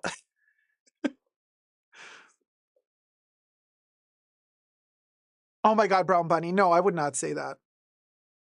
No, I would not say that. Branderson says, thanks for the breaking news. Oh, honey, I got more breaking news for you. But, you know, wait, let me hold on. Wait, sorry. Let me just quickly tag what I have done thus far. I also wanted to let you guys know that I am celebrating something today. I'm very, very excited to share with you that my perfume channel, Essentially Dacob, go subscribe to my perfume channel if you wish to know all about perfumes. It's a very relaxed channel, very chill, very poetic, very breezy, very relaxed. It's a different energy. It's not as high energy as it is here when we do the live streams. It's more like laid back. Well, today we just reached 13,000 subscribers. I think, yeah, 13,000 subscribers on Essentially Dacob. Thank you guys so much for subscribing.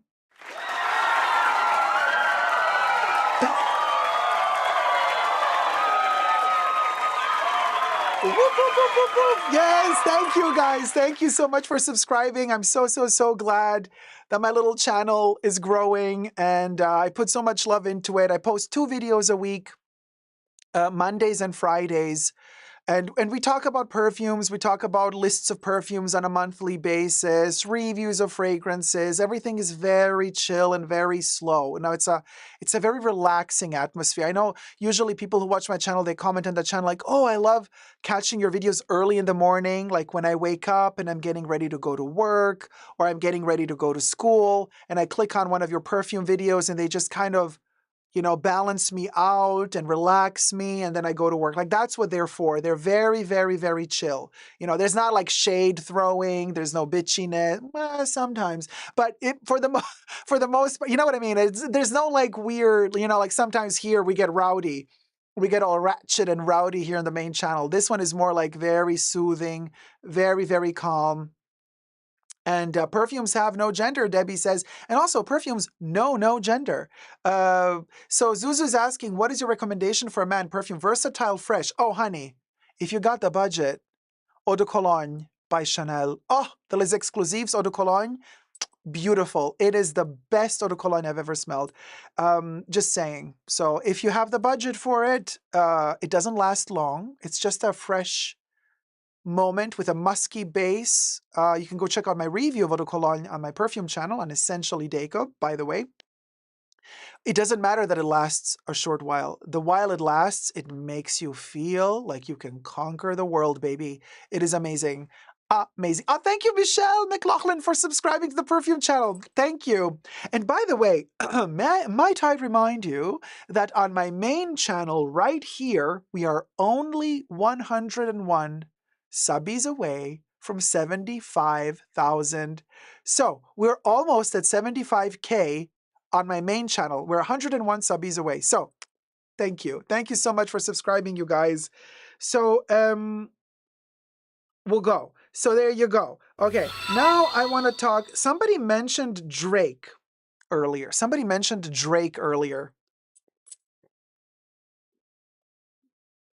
IYKYK. IYKYK. IYKYK. Okay? Now, here's the thing. Drake, baby. Drake. And I got news for you. Breaking news.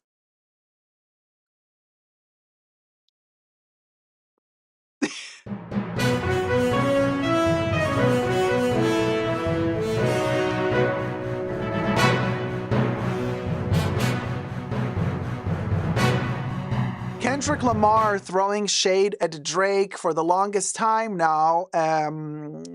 Also becoming a brand ambassador for Chanel sunglasses, and delivering quite the performance during the halftime show. But now Drake has a comeback. Drake is fighting back and releasing his own perfume. So that's the breaking news.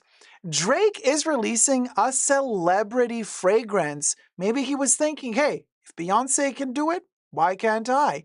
I wonder, is the perfume going to be called Anaconda? What's the perfume going to be called, you guys? Well, I got a picture for you. I have not smelled it yet, but hey, Drake, I mean, look, I mean, you know, you can send me something. I mean, I don't want pics or videos, Drake. I want the perfume. Send it to me so I can review it. Let me show you how it looks like. Summer Mink. Hashtag not sponsored. I don't have the perfume here, but this is how it looks like. So I guess it's going to have, is this jasmine? I think this is jasmine and orange. Oh, and then we're going to have nutmeg. This looks like nutmeg. Oh, this is, yeah, I think this is nutmeg. That is nutmeg.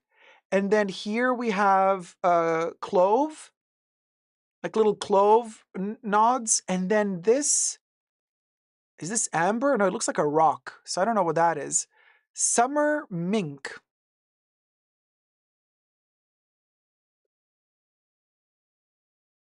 Yeah, send oud, says Kev. You know what? Maybe I should ask Patrick about this, the producer of Art Lovers Unite with Vivienne Westwood and yours truly, because Patrick shot a commercial with Drake. So maybe I have to ask Patrick if he has any details. But anyway, Summer Mink. What do you guys think about the bottle? Since we don't have the perfume, I guess it's going to have clove, orange.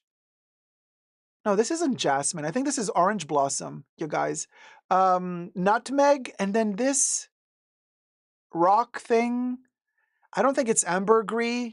Maybe they're trying to mimic ambergris. It's probably ambroxan. Probably ambroxan. But it looks like it's glass.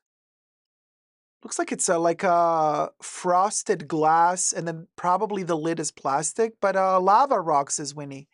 Underage Oud, a new fragrance by Drake, says Brown Bunny. Cha, the shade. Look at the shade in the...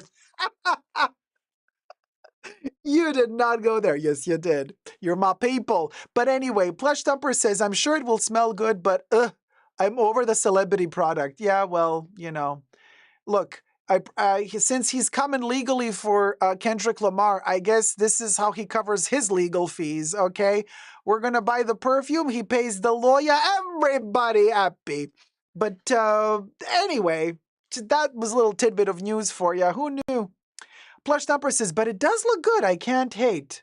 No, the bottle is interesting. Sure, you know. Well, we'll go. Hi, Amira de Vanite. New subscriber. Can't wait to watch more. Thank you so much for being with us in the live chats. Branderson says, seems kind of boring, to be honest. Just like his candles. Those candles? Hi, Maria Almasani, Royal House. The rock looks oody. Oh my God, Maria, you're right. You know what? This is maybe oud. No, oud is a wood. This doesn't look like a wood. But this back here looks like ambergris. This pale gray color. This looks like ambergris. So it probably has some ambroxan in it. So we'll go. We'll go. But yeah. Anyway, well, good luck to you, Drake. You know, let me take a sippy while I throw some shade here. A big ball, Kev. Yeah, you gotta buy 2 perfumes to have both Drake balls. Gotta buy 2. Okay, we can take away the... I don't know why it's not going away. Okay.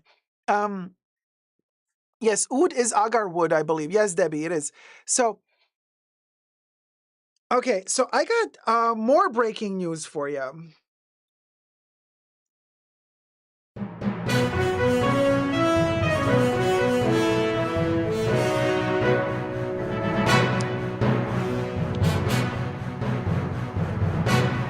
I told you today is a show. I told you today was going to be a show. Now, here's the thing. We got breaking news about Kanye West. I got too much a lip gloss here. Going on, honey. Okay. Kanye West was just caught on camera saying that he should have married Paris Hilton instead of Kim Kardashian. He should have had kids with Paris Hilton instead of Kim Kardashian. Because if he had married Paris Hilton and divorced her, now he would have hotels. Instead, he said, he made a big mistake to opt to have children with an assistant. Yes, he called Kim K the level of an assistant. He went ballistic on camera, okay? Calling Kim K an assistant. And I rushed immediately into the comments, and my favorite comment under that video was, How is Kanye West still walking around and Wendy Williams is on lockdown? This comment is perfection. I completely agree. It's always the men that just get to do whatever the heck they want and the women get locked up. It's not fair. So, hashtag free Wendy. I love Wendy Williams. I love her so much. She has been an inspiration to me since I know of her. She's an icon. She's a legend. She is the moment. Now, She's an come on icon, now. she's a legend, and she is the moment. Now, come on now. Wendy Williams is where it's at. I love Wendy, okay? And free Wendy. That's all I got to say. So, and I agree with the person who commented, like, how come he's walking around free and Wendy's locked up? Brown Bunny says, did he lie though? Bipolar Queen needs help, but she does spill from time to time. Be for real, for real. Well, no, if you're going to be for real, Kim K has a ton of money, probably more than Paris. So if he played his cards right, he could have gotten a lot of money from her after the divorce. And who's to say that Paris Hilton would have given him the hotels after the divorce? Because she doesn't own the hotels. Her dad does. So I don't know. I don't know. I don't know. I don't know. But yes, hashtag free Wendy. Love you, Wendy. So there's that. All right. That was a moment. I would like to talk to you. Oh, wait. What is this thing? Oh, no. This was the... Okay, sorry, guys. Hold on a second.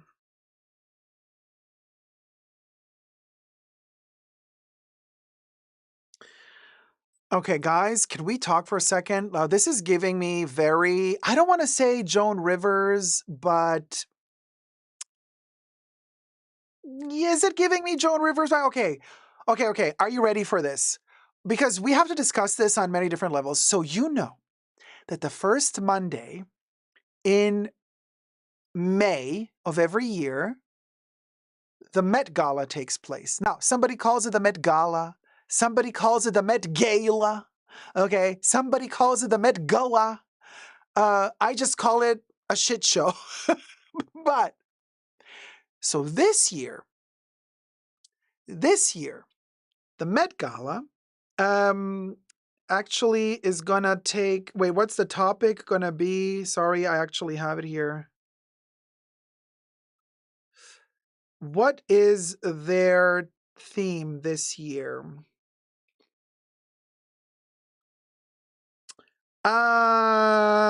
Probably Kev. Kev, I need your help. Butter. Butter. No, I have the article here. I just don't know at which part of the article. It's something so silly. So it's the first Monday in May, the annual event. Oh, the topic is the dandy?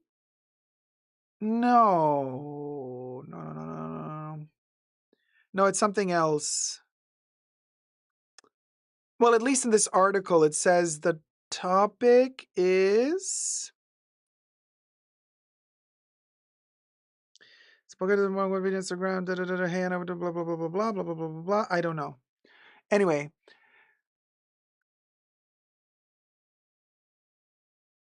Super fine tailoring blacks. No. In the article, it says something else. Oh, man. I hate when I have an article. And the article is pretty short. But, super fine tailoring black style. Okay, Gloria. Yeah, I think maybe, maybe the Met Gala 2025 theme is super fine tailoring black style. Okay, whatever. Girl. Somebody's boycotting it. Okay. And the person boycotting it is somebody who has been to the Met Gala in the past, comes from American royalty, politically speaking, is a sister, okay, as gay as they get, honey, and he's the grandson of J.F. Kennedy. We have a picture. Mr.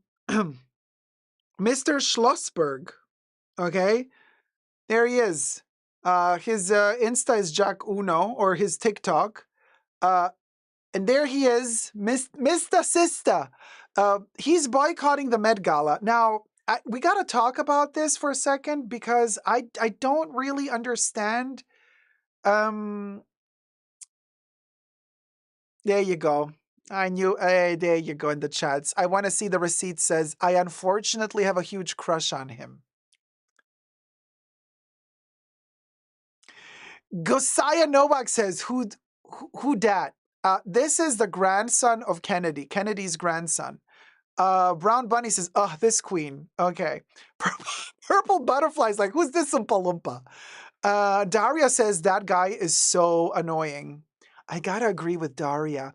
Now look, before you come for me, let me tell you why.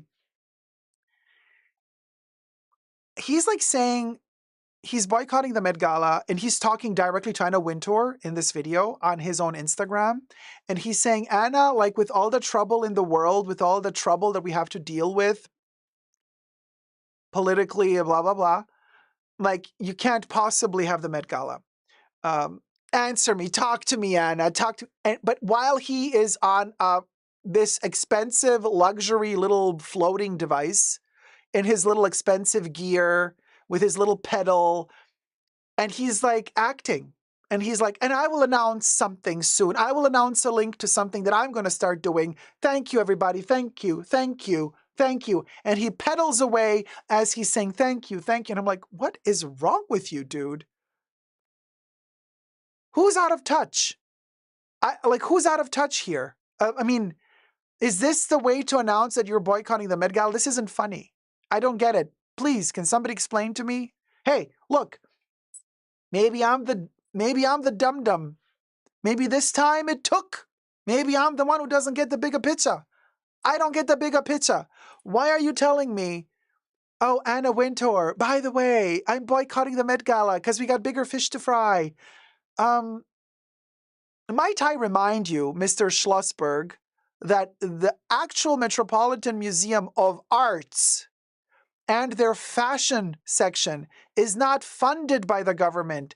It lives off of all of this charity. It lives off of people actually paying to be there at the Met Gala so that an entire museum can get funded.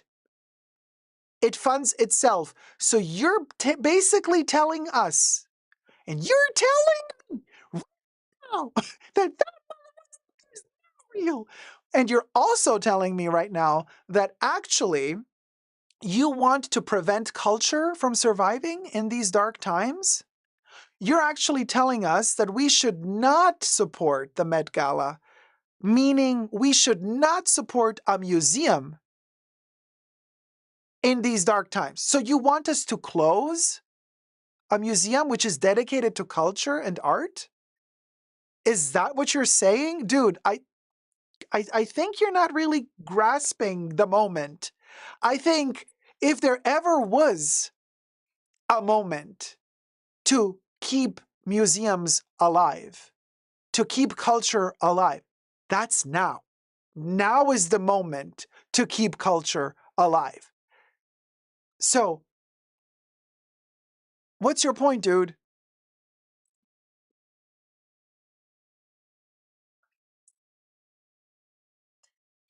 We'll go.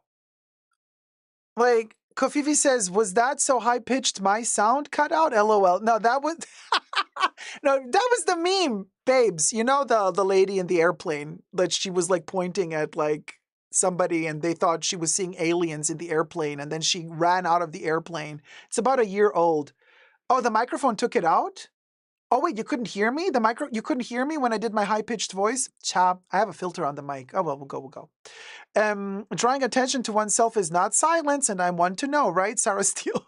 No, but like, what are we talking about here? I think what he's saying is the whole spectacle of the Met Gala is a little like let them eat cake moment. Smurfette, I get it, but how else are they going to earn the money? If they don't make the spectacle, how are they going to make people give the millions of dollars? Because the people who have the big money, they want to be seen. They're not going to drop millions of dollars if you're not going to offer them a show. But those dollars that they drop, they keep the museum running. Like, it's a small price to pay compared to how much you get out of it to sustain culture. And yeah, I understand that it's a spectacle I don't like seeing either. Most of the people that are on that red carpet disgust me. But I'm like, okay, well, if that's the price to pay to keep this museum running, to pay the people working in the museum, to pay the preservation of all the clothes in the fashion department of the museum, well, then so be it. It's one night. It's one night a year.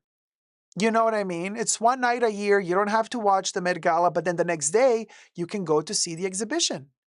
And for the entire year, you get to see all the exhibitions. You get to see all the wonderful art and fashion that's in there. You get to see it all. Okay, so Anna Wintour sells out for one evening to do the Met Gala, and everything looks super trash, and it really does because people have no taste. But okay. But then after that, that's over. The shit show is gone. And then you have a whole year to go to the museum and there's no shit show. You know what I mean? So yeah, it's a small price to pay. Just turn off your TV. Don't watch the Met Gala. But at least people give the money and that can keep the show running, the museum running. Yeah, Smurfette says, I get it. I just don't think many people know it funds the museum. You would think that he would know, given that he comes from American royalty. You would think that of all people, Kennedy's grandson would know. I mean, so yeah. And we all love to hate watch the Met Gala. We love to hate watch and to see how cringe it is and people drunk on the staircase, feathers falling off everywhere, people tripping on their own dresses, trying to outdo themselves. Who's going to have the ugliest dress? I mean, it is cringe. Okay. It is the biggest, we had Coachella. Now we have Cringella on the red carpet in New York, first Monday of May. Okay, so the nips, lips, yeah, all the good stuff, all the good stuff. So yeah, anyway, good luck to you, Sheridan, whatever your name is. But there you go. So whatever. And then he stands up and shows his tight, perky butt. He knows what he's doing. The sister knows what she's doing. She does the thirst traps.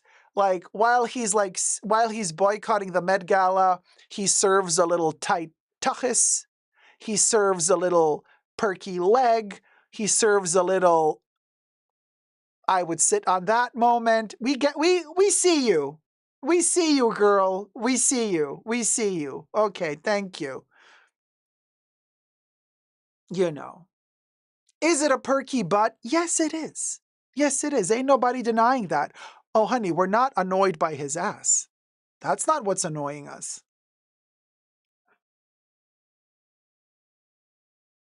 It's the attitude. It's the attitude.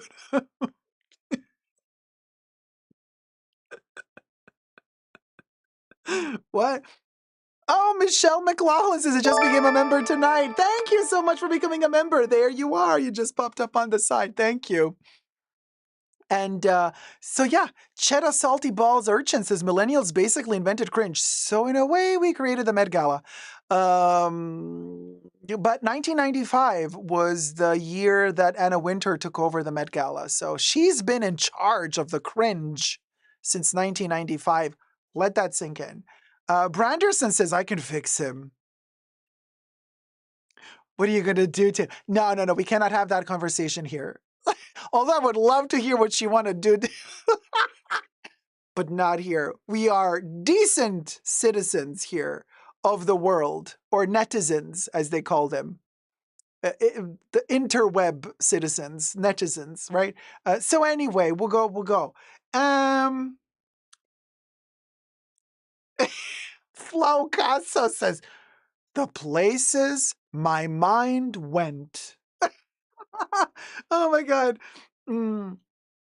Yes, purple butterfly. I have explained several times the origin of the iconic phrase, we'll go. Thank you. Dacob, his granny was at the 1979 Met Gala. Oh my God. What's his name? Russia for what's his name? The Kennedy grandson.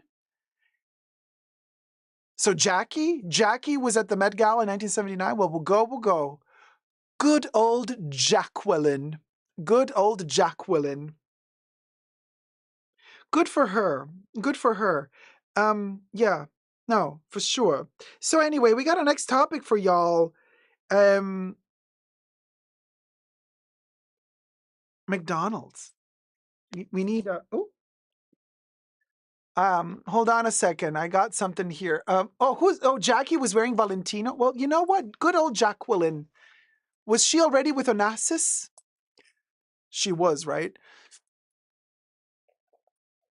She snatched Onassis from Maria.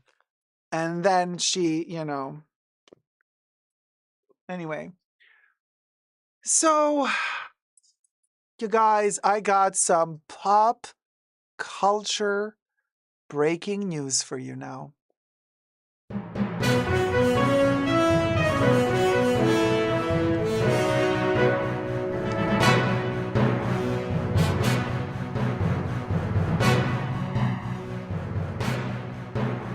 Yes, we're going to talk McDonald's. You best believe. We're going to have ourselves a cringe fest. We're going to talk McDonald's. Are you ready for this? Hi, everybody. Dacob here. Welcome back to Totally Dacob. I got some breaking news from McDonald's. McDonald's just released in the United States a brand new product, which apparently is going to not be a limited edition, but it's going to stay in the roster. And we're going to test it out together. Exclusive preview. I wish I were sponsored, but no, I'm not. Hashtag not sponsored. I traveled through 10 or 15 McDonald's to find one. It's not even on the menu yet, but they already had it in stock. And they said, how did you know we have it? I'm like, I do my digging. We're going to review the McCrispy strips. You guys, what will go, will go. What will go, will go. The McCrispy strips, you guys. I am a chicken McNugget lover. I love me a chicken McNugget. By the way, subscribe, thumb up the video while you're at it. Everything I say in this video is for entertainment purposes only, not rooted in truths or facts. Everything's alleged, just my opinion. In the United States of America, McDonald's introduces its first new permanent addition to its menu in 4 years. So this is a brand new one. Yeehaw! All right, you guys, let's open it up. There you go. These are the McCrispy chiclets. So it's kind of white meat. It also comes with a sauce. I already opened the sauce. It comes with a McCrispy. It comes with a McCrispy, like a red sauce, and it's called the McCrispy sauce. So McDonald's not only introduced the McCrispy chicken, like strips, but it also introduced the McCrispy sauce, which I could also maybe show. I opened it already, but maybe I do have a cover of it. Dacob Mukbang channel coming soon, says Debbie. All right, are we ready to taste this? Now, you know what the smell is? It's not a chicken McNugget, you guys. This is not a chicken McNugget. This is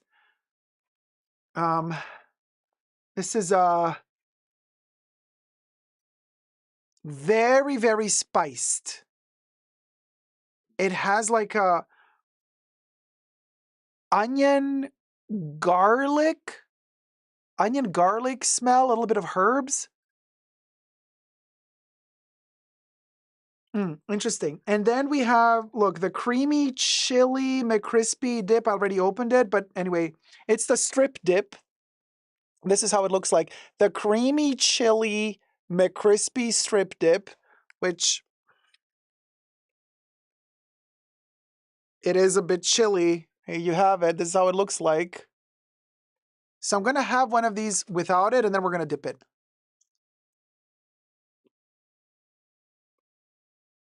Debbie's asking, does it smell like fish fillet? No.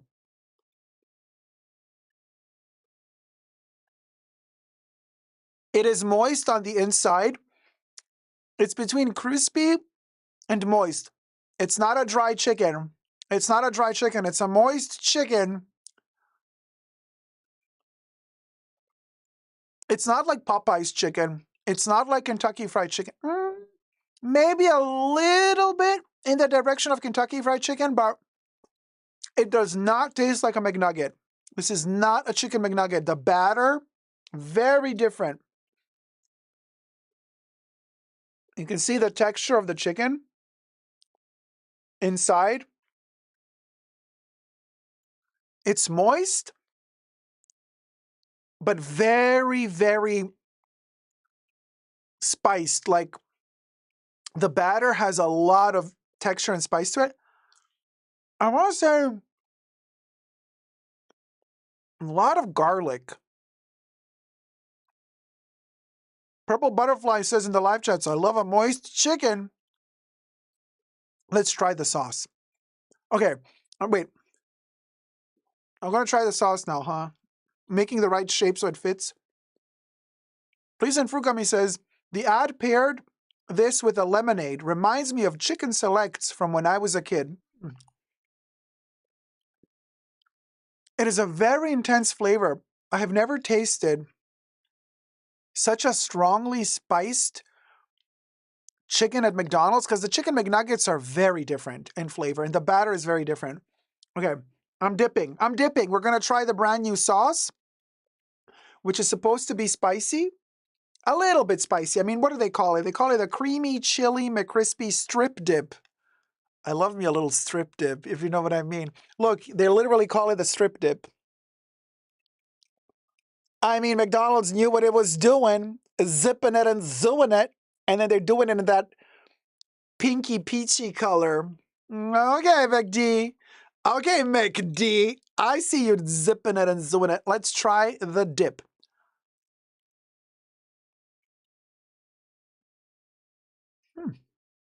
Oh. It works. It actually works. And let me tell you why it works. Because it has a consistency of like mayonnaise, but ketchupy with little bits of like pepperoncino, you know, like pepper, like jalapenos in there. Pepper as well. It's giving me slight vinegar vibes, you know. It's not like the buffalo sauce that McDonald's has, which is like completely acidy. No, this one is more substantial. You know what I mean? It's giving me... Oh, it's a very intense smell. Yeah, very sour.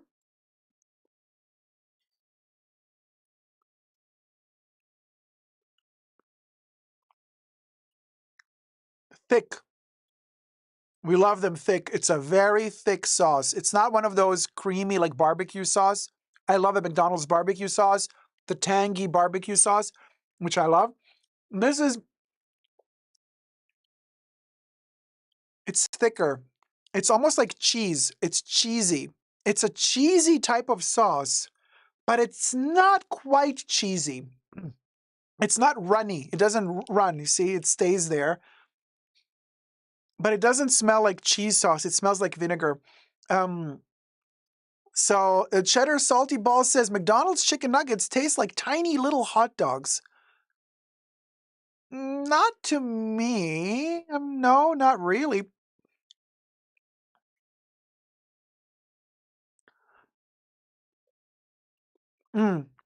Yeah. Purple Butterfly. The chicken is moist and the sauce is thick, honey. Yeah. Yeah. Brandon says, was it made in China? No, it was not made in China. It was made, I don't know where, somewhere in the United States of America. Pampered Panda says rating of 1 to 10. Okay. Okay, so to be perfectly honest with you, I have had these because I already opened the sauce. I have had them when they were like hot and fresh, and I'm eating them now when they're cold. And let me tell you, I did not really like them that much when they were hot, but I really like them cold. Go figure. Now it's cold. It's been a couple of hours since I bought it. It's a vibe. It's a total vibe. Like cold, chef's kiss. I don't know, it does something to it. The consistency changed. It's like a leftover from the party. Like, it tastes like you had a great party the night before.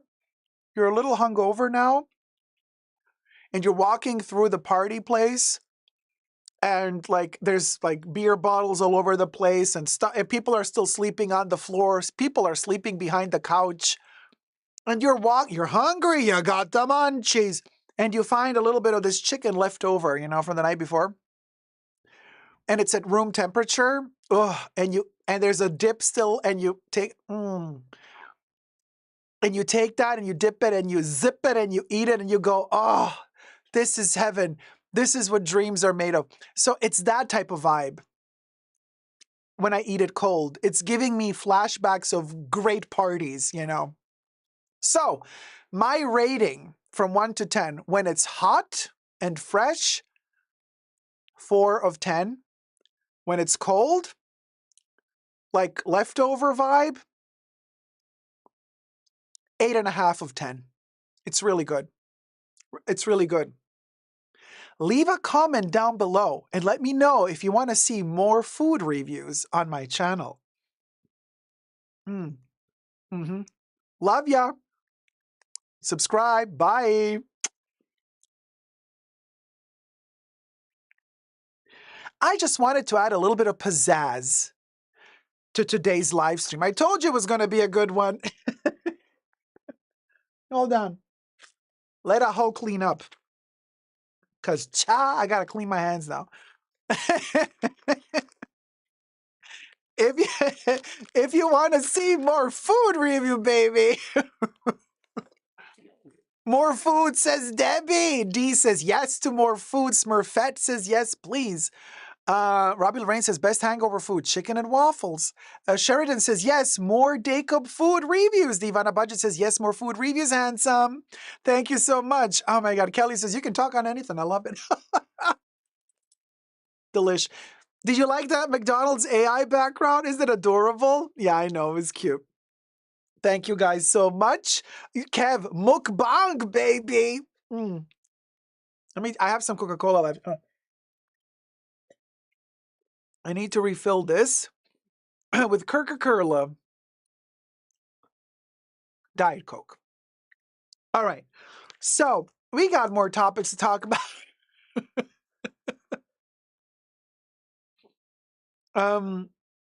So yes, McDonald's cute background.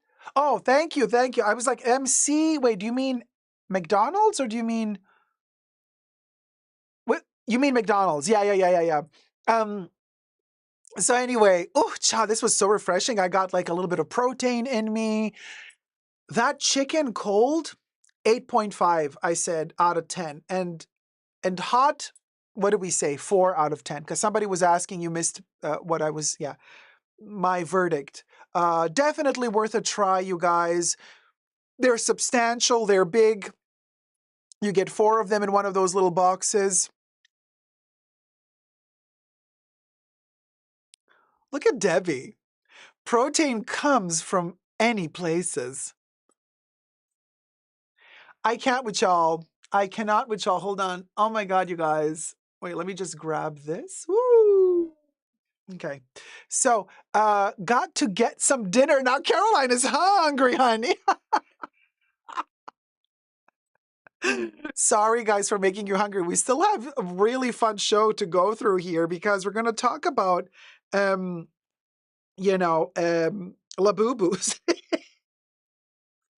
Wait, hold on. Look, since Labubus are the bag accessory, okay? Like you have a luxury bag, you put a Labubu on it. You have a Walmart bag, you put a Labubu on it. You put a Labubu on it. Tip and help the legal fund. Thank you guys so much. If you're enjoying the show, tip your host. Let's talk about the Labubu sitch. There's a lot going on. Are we going to show any footage? Yes, we are. Okay, you guys, I have a Labubu here. My favorite Labubu. This is my favorite one, okay? But I don't know, you guys. I feel like this is not the right background for Labubus. You know, I'm feeling like maybe, you guys, should we all travel to a faraway land where everything is good and there is no troubles in the world, except maybe the troubles of obtaining Labubus? Well, let's travel to this freakish fantasy land together, shall we? And just in the Carrie Bradshaw voice, and just like that, I was in Labubu land. Welcome to the Labubu land, everybody, where the sun is setting and we're not fretting. Don't you fret none. The sun is setting none. So this is my Labubu background. Labubu land, Labubu. Isn't it cute with the sunrise, sunset? Yeah, it's a vibe. Okay, guys. So all right. So so we have a couple of things to talk about with the Labubus, and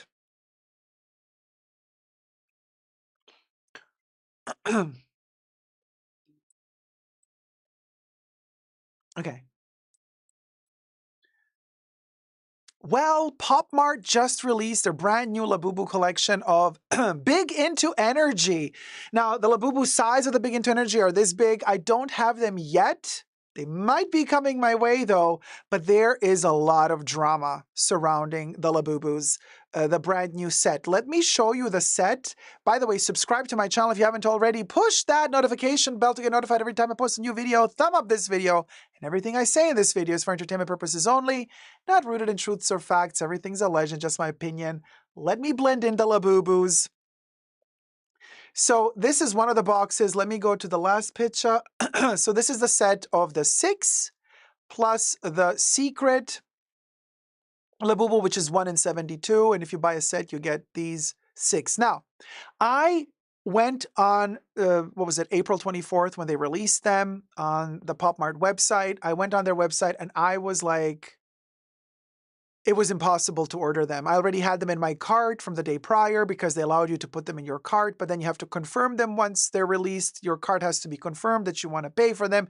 Then you go to another page where the countdown of 15 minutes starts. You got to pay them within 15 minutes. Anyway, long story short, they were supposed to release at a certain hour. I was there on the dot, refreshing my cart.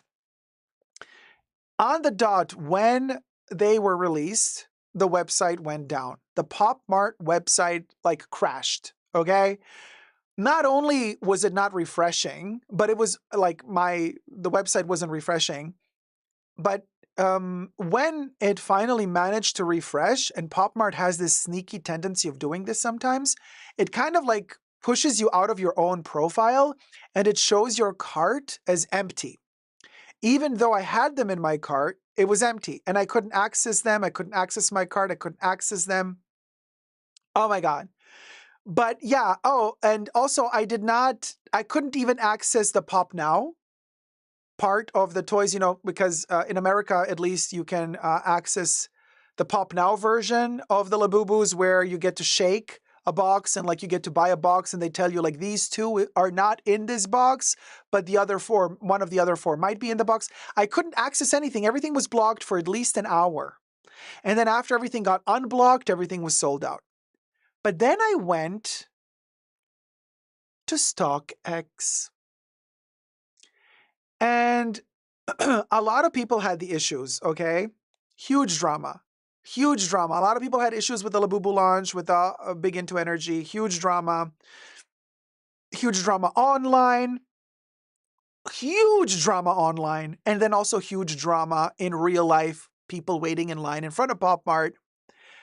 But let me tell you about StockX. Now, here is the big drama online. Now, first, the drama is that the website crashed and many of us couldn't grab a set. I'm not a reseller, obviously. I make little outfits for my Labubus. I love them to bits.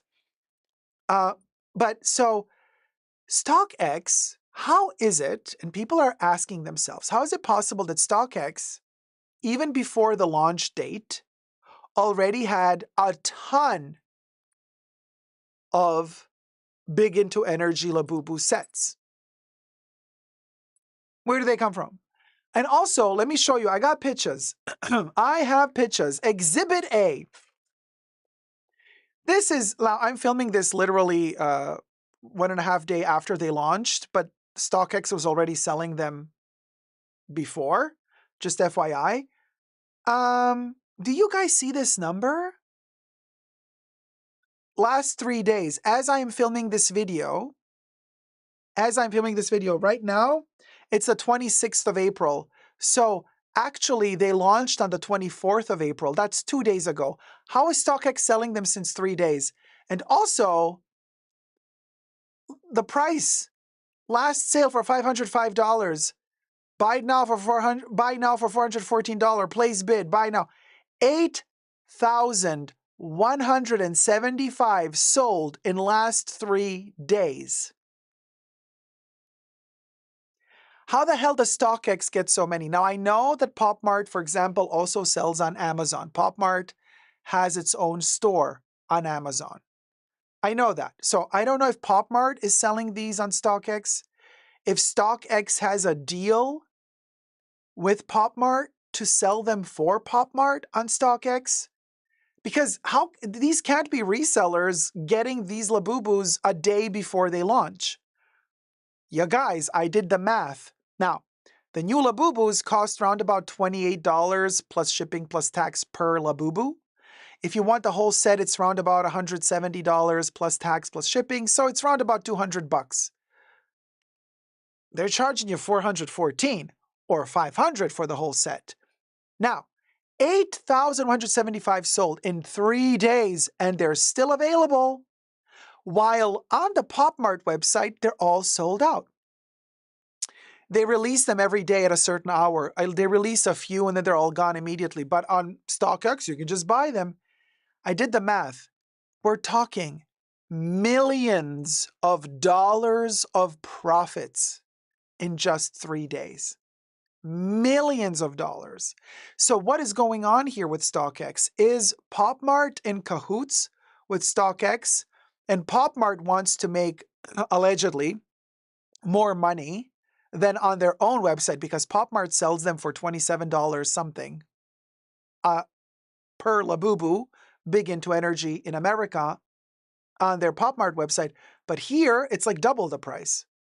So is it possible that they're charging more StockX to earn more profits for themselves to sell them on StockX where they're readily available?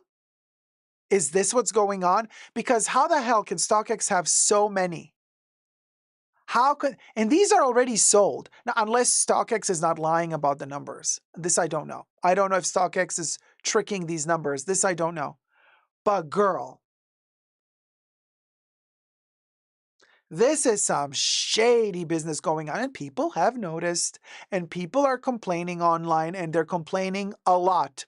People are complaining because of this, but people are also complaining because of alleged lack of quality. They've come home they've stood in line for hours and hours and hours. We can take this down.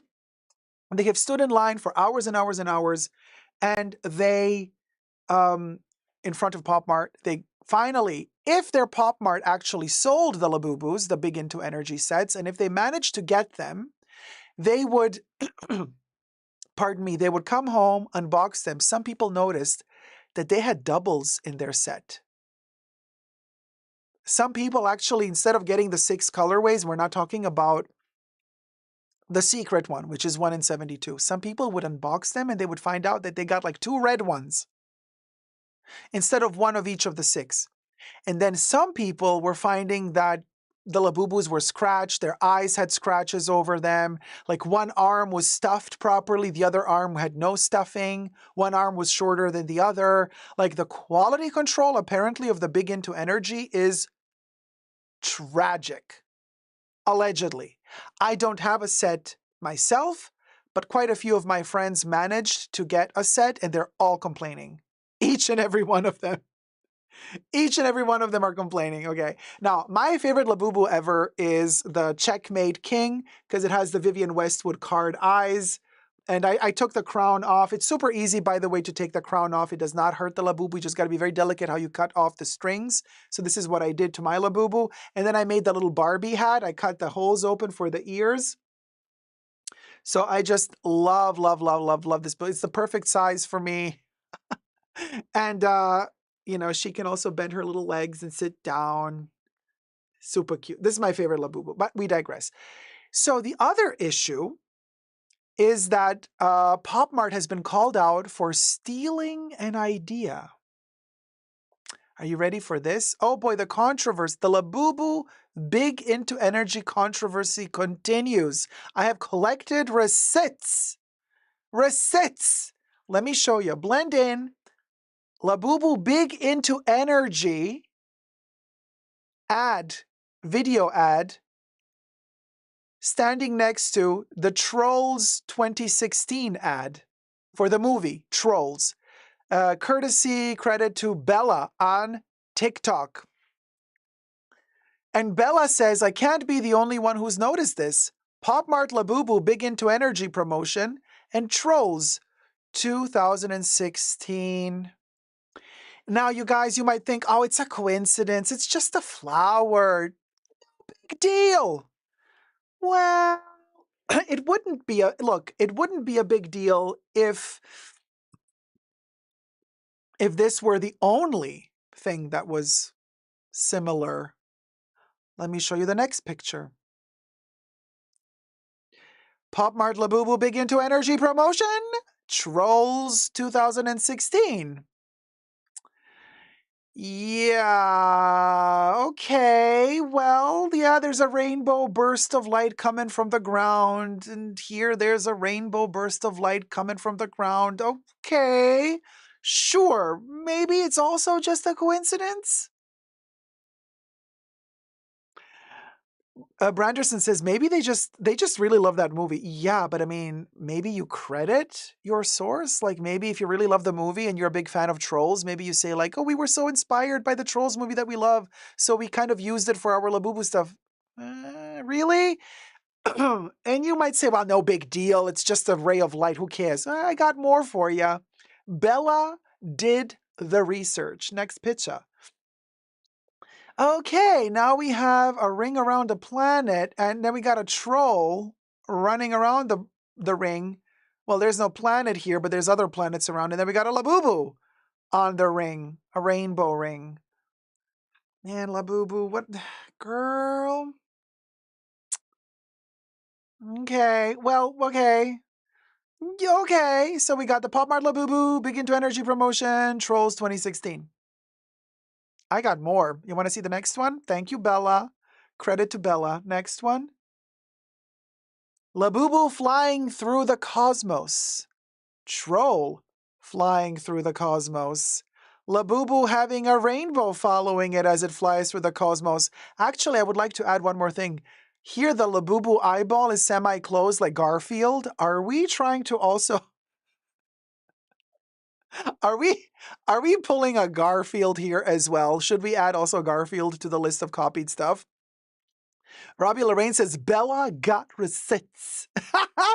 Kuma says, Labubu is inspired by Trolls, but this ad is too similar, which is very weird, right? Purple Butterfly says, wow, it's a straight up ripoff. Let me show you the next picture. Bella got more receipts. Next picture. Pop Mart Labubu Big Into Energy. The Labubu is flying, creating the heart. Trolls flying, creating a heart. They even use the same colors. Like we're using the same colors, okay? But let's just use the same colors here because why not? Because nobody's gonna notice. Who's gonna know? You know that meme was big on Instagram, TikTok, where you say, they're not gonna know. Who's gonna know? They're gonna know. They're not gonna know. They're not gonna know. They're gonna know. No, they're not gonna know. Well, Bella knows, and Bella shared it with everybody else. I got one more for you. Let me show you the last picture. Once the heart is done and ready. The trolls fall down and bow. The Labubu falls down and bows. I mean, it's one thing to copy the aesthetics and the colors, but it's a whole other thing to copy the entire choreography. Like like to copy the entire choreography. Y'all, it's like, you know what I mean? It's like coincidence? Sure. Sure. Anyway, there's that. And then to top off the controversy of the Labubu Big Into Energy launch, at Century City in LA, apparently the people waiting in line for Pop Mart to open up to get their Labubus, apparently there was some beef, either Century City or some other Pop Mart. People were standing in line from 3 a.m. to wait for Pop Mart to open up so they can get their Labubus, and apparently they were not behaving the way that the staff asked them to behave. And so people were waiting from 3 a.m. until they opened up around 8 a.m. or 10 a.m. just to be scolded by the staff of Pop Mart, telling everybody, you've all misbehaved. This is not how ya behave. So we're not going to release any Labubu Big Into Energy today. All of y'all's is yeet, go home. People were, I mean, upset doesn't begin. The drama. And you know what? I love my Labubus because I really do. I think they're adorable. But like, this is on a whole other level. I love the drama. This is giving me life. Like, and I didn't even manage to get my set of Labubus online of the Big Into Energy. I'm patient. I can wait a couple of days when things calm down. They're going to restock, especially if the quality is so trashy. They probably produced them so quickly because they probably wanted to produce a lot of them. So I'm sure they're going to keep restocking, and I'm going to get my Labubus when I get them. That's okay. I just hope I don't get doubles. But like, to send people home because they were misbehaving and not give anybody the chance to buy a set like that, I would be livid. But I'm kind of living for the moment. Like, everything is such a mess. Like, this whole launch is such a mess. It is dramatic in the best way possible. So let me know your thoughts and prayers down below, and subscribe to my channel. You know, let the Labubu fly. Let the Labubu live its life in happy, blissful joy. Thumb up the video and let me know your thoughts down below. Did you score a set? Because I haven't yet. Little rhyme. Love you loads. Bye.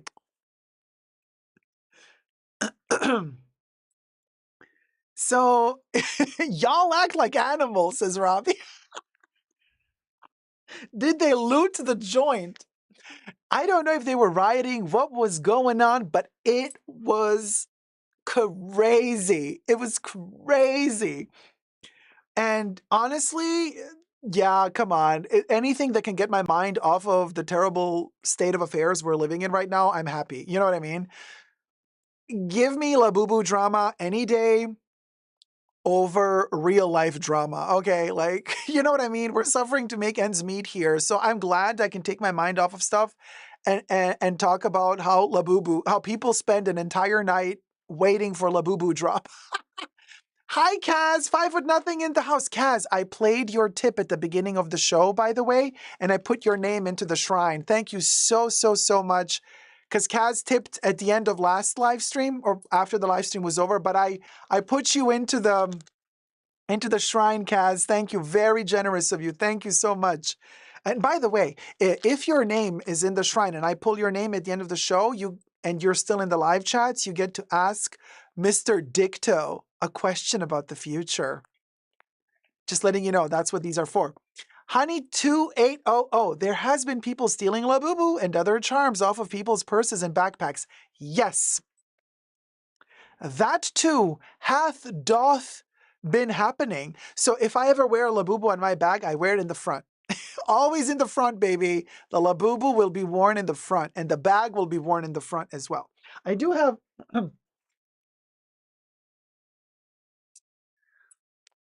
my Labubu bag here, right? And so usually I attach the Labubu through this, like here.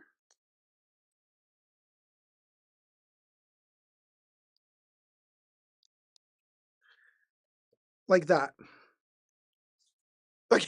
Well, you wear the bag crossbody so it doesn't fall to the front, because now it's front heavy because of the Labubu hanging. But usually I carry it like that, right? And so the Labubu is stuck through the handle up here. It's really hard to take it off. Really hard to take it off.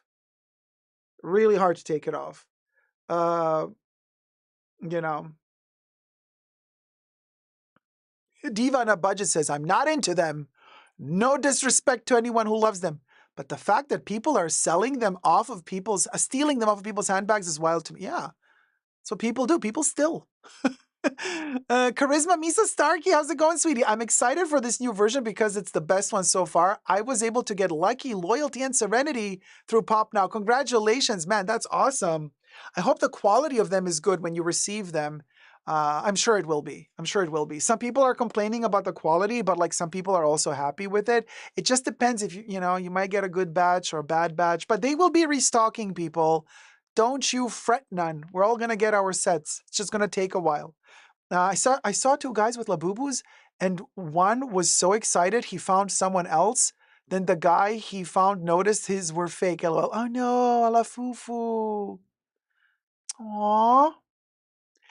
Branderson, I talk about this openly. Branderson says, "Who needs a Chinese factory bag when you got a Labubu bag?" I said this in my first China factory video. I said, China makes wonderful products. You guys, I'm not throwing shade at China. I'm not saying China is not capable of making amazing products. This Labubu bag was made in China. China has wonderful products. I never, ever, ever denied that.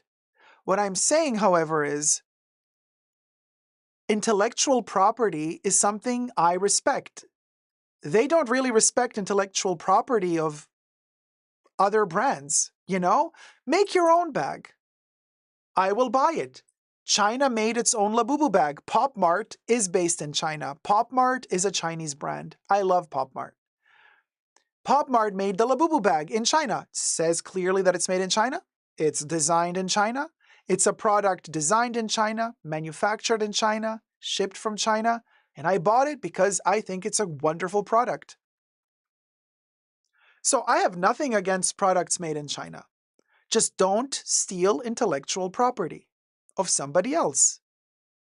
Which is the issue that I have with these TikTok videos about Chinese factories claiming that they make the authentic Birkins and then send them to Hermes for Hermes to stamp made in France.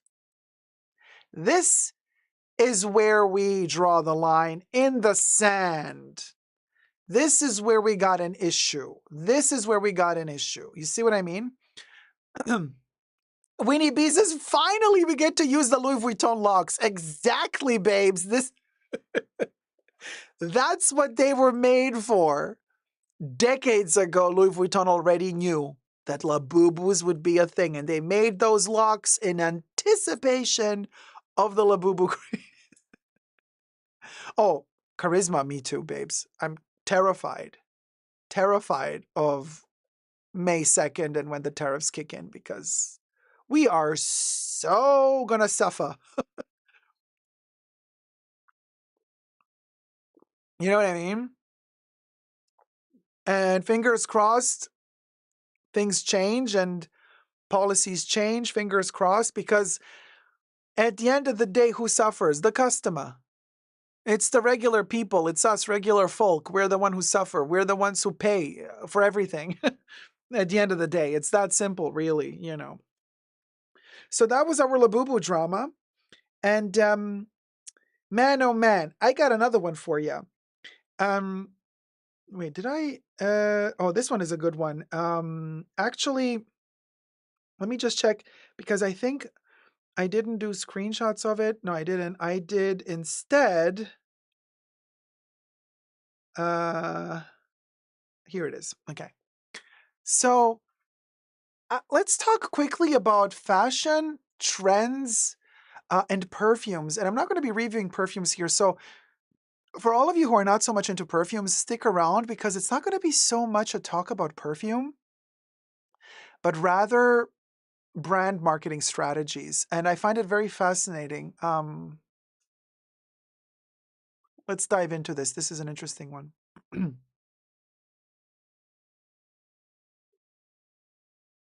Hi, everybody. Dacob here. Welcome back to Essentially Dacob. Today, we're going to talk perfumes from a slightly different angle than we usually do. We're not going to do a top 5 list for the month of any month, or we're not going to review a specific perfume, but we're going to talk about how much do you think are we still really influenced by, let's say, magazines when they try to sell us a trend on perfumes? You know, back in the 80s, you would read, or 70s or 60s even, you would read a magazine, you would read Cosmopolitan, you would read Vogue, and they would say, for this season, the trend is this color, this shape, this fabric, this length of skirt. These are the creams that are in. Collagen is in, oil is out. You know, there would be all of these kind of lists and trends in magazines. Do we still read those for perfumes today or for fashion in general? But I want to stick to perfumes in this video because I have come across an article in Teen Vogue. Is Teen Vogue even still a thing? That's my first question. But then, do teenagers grab, do you kind of go for Teen Vogue to hear what perfumes are in this season or this year? Well, Teen Vogue has delivered a list. We're going to go through the list together, and I want to know with you guys if this even makes any sense anymore. Now, ever since content creators and influencers started creating content, I think a lot of consumers have shifted their eyes and views towards kind of content creators and influencers rather than buying magazines to read about lists of perfumes, you know, or there are also like blogs and online vlogs, and people would write articles online about their experiences wearing this perfume, that perfume. Self-proclaimed journalists, reviewers of fragrances, all sorts of things happen. And then, you know, with the advent of YouTube and also TikTok, people are reviewing and talking fragrances there as well. I'm talking perfumes here on YouTube. And so I know that I have shifted my eye more towards, oh, let me see, oh, there's a perfume I'm interested in and I don't have it yet. The first thing I do is I go to YouTube and I YouTube search the name of the perfume and I type name of the perfume plus review, and I see a couple of perfumers or perfume reviewers pop up, and I click on the ones I think are the most sympathetic to me or trustworthy, and I listen to their reviews. I don't really go for magazines. And then with time, as this whole influencer business became more of a business and brands would pay influencers to say all good things about products that, even in some cases, products that are not really that good quality, I, with time, slowly but surely, stopped trusting many content creators and many influencers when they would try to sell me and push on to me the latest perfume and everything is amazing. And I especially have particular mistrust when somebody only talks positive about every product that they are endorsed by, whose or what's brand they're endorsed by, right? I'm very suspicious of those people. So as time passed by, I watched less and less of those content creators because I had the feeling, okay, they're just paid to say all the nice stuff about these perfumes. And then add to that the fact that I am really trying to consume perfumes more sensibly, like buy less, choose well, make it last, as Vivienne Westwood used to say. You know, really enjoy what you have because there's new perfumes coming out every day. Okay, so if you were to go crazy about all of this, you would be buying, and you would never have the time to actually spend the time using the perfume that you just purchased, discovering the perfume that you purchased, spending time with the perfume that you just purchased. You know what I mean? And I want that time. Time is the biggest luxury we got, in my humble opinion. And I want to take that time to live with a new fragrance that I purchased, you know, to enjoy it. I mean, look, and I enjoy it. Look, I have the example here. Just last year, 12 months ago, I bought Comet, the full bottle from Chanel, 200 ml, completely empty, okay? I used this baby up in less than a year.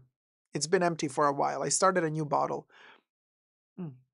I'm wearing it today, by the way. So, like, what I want to say is, some people that, like, buy a gazillion perfumes every year, they're not going to use up one bottle in a year. They're going to have a little dent in the bottle because they're going to have 50, 60, 100 new bottles. Now, I want to live with it. I want the perfume to tell me all the stories it has to say. And I want to experience life while I wear the perfume, because perfumes are like my best friends, Love it to be. And Comet has been such a revelation to me. I have reviewed it.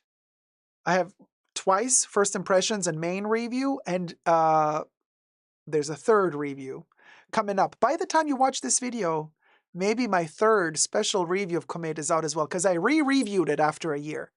Like, I don't need to review a new perfume every day. No, I'm going to talk about stuff that really I feel worthy. So let's dive into Teen Vogue and see what they have to say. So they say there are several categories, and they call it the nine categories, 9 best perfume trends of summer 2025 and spring, I guess, according to experts. Now, who these experts are, we don't know. So they say it's usually, so for the most part, they're saying at the top of this list, we're going to find milk, musk, matcha, and more. So we begin with the first, musk base perfumes. Well, I guess Comet is good because it has musks in the base. Musk, I mean, almost every perfume nowadays has musk. So what's new? I'm like Miranda and The Devil Wears Prada. Oh, musk in a perfume base. Groundbreaking. You know what I'm saying? It's a little bit like, okay. But okay, so Teen Vogue is telling us musks. And of course, they also propose certain perfumes with musk, with links to said perfumes, and they are probably affiliate links as well. Of course, everything I say in this video is for entertainment purposes only, not rooted in truths or facts. Everything's alleged and just my opinion. So don't come for me, Teen Vogue. But it seems like these are affiliate links. So if you go on Teen Vogue, you click on that perfume that they recommend to you. If you purchase it, they're going to get probably links. So they're talking about Maison Louis Marie on Amazon. Antidris Cassis roll-on perfume oil for $17.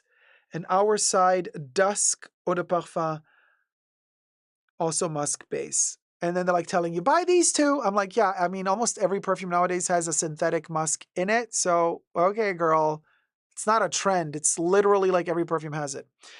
Now, the second one is a trend because it's not something typical that we smell in perfumes in general, and that would be pistachio accords in fragrances. So they're telling us that pistachio is a trend in perfumery for spring, summer 2025. And they're actually, interestingly enough, saying this because I'm also noticing a pistachio trend color-wise in fashion this summer. There's a lot of pistachio, whether it be in leather, small leather goods, or clothing. So, go figure. Now they have pistachio in perfumes as well. And they list Yum Pistachio. By the way, I haven't smelled any of these, so I'm not going to be reviewing these fragrances in this video, but I'm just telling you what they're listing. They're listing Kayali, Yum Pistachio Gelato 33, Eau de Parfum Intense. And then we have Rosie and Ernest, Pistachio Delight, Eau de Parfum. And they do talk about the Dubai chocolate trend that has been going on like crazy in 2024 and into 2025, pistachio being one of the ingredients of said chocolate. Now it's kind of seeping into perfumery as well. Very fascinating. Not gonna lie, I would really like to smell a pistachio perfume because I don't think I ever have. So this is something that I am curious about. Teen Vogue, you have perked my curiosity on this one. Number 3, I would have never thought that trend number 3 would be for teenagers because it's a little bit deeper. But then again, when I was a teenager a gazillion years ago, I was very dark and deep. So I think this would have spoken to me as a teenager. Well, anyway, their third accord trending for summer, plum. Yeah, plum is quite dark, and my favorite plum perfume, if you know me, you know my favorite plum perfume is Poison by Christian Dior. Now, Christian Dior's Poison is a dark tuberose plum from the 80s. So if you tell me plum is a trend this season, this summer, I think, ooh, I love wearing hardcore heavy Christian Dior Poison in the middle of summer. Everybody's going to suffocate around you. I'm living for it. So if we're talking that plum, I'm all for it. But they talk about lighter plums. They're talking about Noise by Unmute Eau de Parfum, also never heard of it, and then Glossier Au Rêve Eau de Parfum. These are both plum based, both under $80 each. We'll go. And then the fourth trend, and this is, to be fair, I think this is a trend every summer. I don't even call this a trend. I think this is classic for summer, and that would be fig. Fig-based fragrances. My favorite, well, there's a few figs that I like, but one of my favorite figs is Dior's Collection Privée Ballade Sauvage, which is not Sauvage, the regular perfume. It's Ballade Sauvage, which is a fig-based fragrance. I wonder if it's still in production, because it was created by François Demachy, and he's gone now from Dior, so I don't know if they're still making it. But I also love Womanity by Mugler, mostly discontinued, I fear, in most countries. Now, Womanity has 3 facets of fig in it.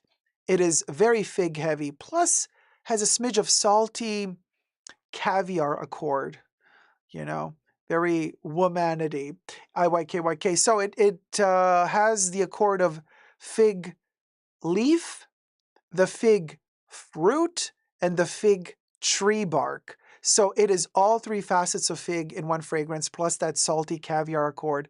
What a masterpiece of a perfume. Such a shame that it's been discontinued in many places. Very fishy. Fishy fig, yeah. But Teen Vogue is telling us, oh, this one I also like. I agree with Teen Vogue on this one. Philosikos by Diptyque. I do love Philosikos, and it's a fig-based fragrance. They have it in both eau de toilette as well as eau de parfum concentrations. So Diptyque's Philosikos, that's a really good one. Father Figure, that's the name of a perfume, by Fleur. Fleur, Father Figure eau de parfum. You see the word game. Fig, father, fig, figure, father figure. Now it sounds creepy. I don't want to wear a perfume called Father Figure. It's a little bit giving me call me by your name type of vibes. No. So, no, I don't. I mean, I see what they did there with the word game, but I think it's creepy AF. So that one I would not personally want to wear. The next one is, I mean, such a cliche. The fifth one, no, Brown Bunny, not spelled that way. Figure.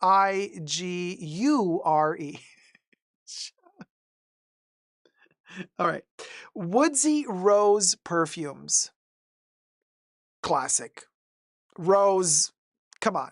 Rose is just also a staple of perfumery, just like musks and jasmine.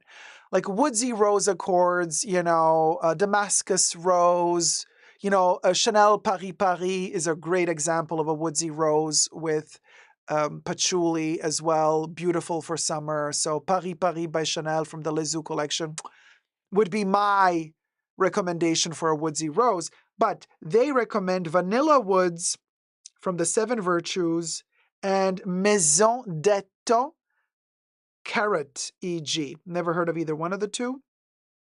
Carrot EG is $18, so that's affordable. I might check that one out. And then number 6, now this is a not very classic, typical accord, would be the Matcha Accord. Now, my favorite matcha perfume thus far, unfortunately discontinued, and the only one I really loved from the Louis Vuitton fragrance selection was Cactus Garden. It was a matcha-based fragrance. Really, really loved that one. But it was a kind of a one-season thing a couple of years ago, and they did not continue making it. They discontinued it. So, but I do love to drink matcha tea or drinks with matcha leaves. Love them. And in perfume form, also interesting, they do recommend from Teen Vogue Thé Matcha 26 by Le Labo or Le Labo. Thé Matcha 26 Eau de Parfum and Le Monde Gourmand, the Gourmand World. Thé Matcha Fresh Body Mist. The Thé Matcha Fresh Body Mist is $15 listed here. Interesting. If I do find a shopping link to any of these, I will post it down below. Also as affiliate links. We'll go. If Vogue can do it, so can I. Number 7, rhubarb perfumes. Now that's also kind of not your typical smell every season. So Teen Vogue is telling us rhubarb fragrances. Why not? What are they recommending? Prada, Infusion or Infusion de Rhubarbe, the rhubarb infusion, eau de parfum. And they're recommending Floral Street, Electric Rhubarb, eau de parfum. I think the last rhubarb perfume I smelled was the Hermes Eau de Cologne rhubarb in the red bottle. Didn't end up buying it. It's an interesting one, but I tested it out and I didn't feel the urge to own a full bottle, so I ended up not buying it. But rhubarb soda, yeah, Brown Bunny, rhubarb soda in Europe is so good. Yeah, rhubarb soda and also matcha is also very big in Europe as well. We'll go. Oh, yes, Mahora. Aura. Aura has rhubarb. Oh, yes, good point. And apple. Apple rhubarb. Yes, of course. Thierry Mugler Aura. That is a rhubarb perfume that I own. That is the only rhubarb perfume I own. Check out my review of Thierry Mugler's Aura. I think they've discontinued it in many countries. So sad what they're doing to Mugler perfumes. Man, L'Oreal, what are you doing to Mugler? Anyway. And then we have 8th trend they're listing, Teen Vogue is listing, milky perfumes. Now, the only hardcore milk fragrance that I have is Cacharel's, the lipstick one. What's it called? It's such a stupid name. It's called like, Yes, I Am. I think it's called something like Yes, I Do. No, Yes, I Am. Yeah, Yes, I Am has a caramel milk accord. That's kind of the only perfume that I know from my collection that is like, has like milk in the main, as a main accord of the fragrance. But, so the milky perfumes that Teen Vogue lists are Ellis Brooklyn Vanilla Milk Eau de Parfum and Dead Cool Milk Eau de Parfum. Haven't tried either one of the two. They're around about the $100 mark, so they're not like affordable cheapies. They're already in that category, around about $100 a bottle. And then we have very, very teeny, like teenager vibes. Their 9th trend is the most maybe extravagant for teenagers, but also the most cliche in a way, in a sweet, innocent type of way. Marshmallow. They're talking about marshmallow perfumes.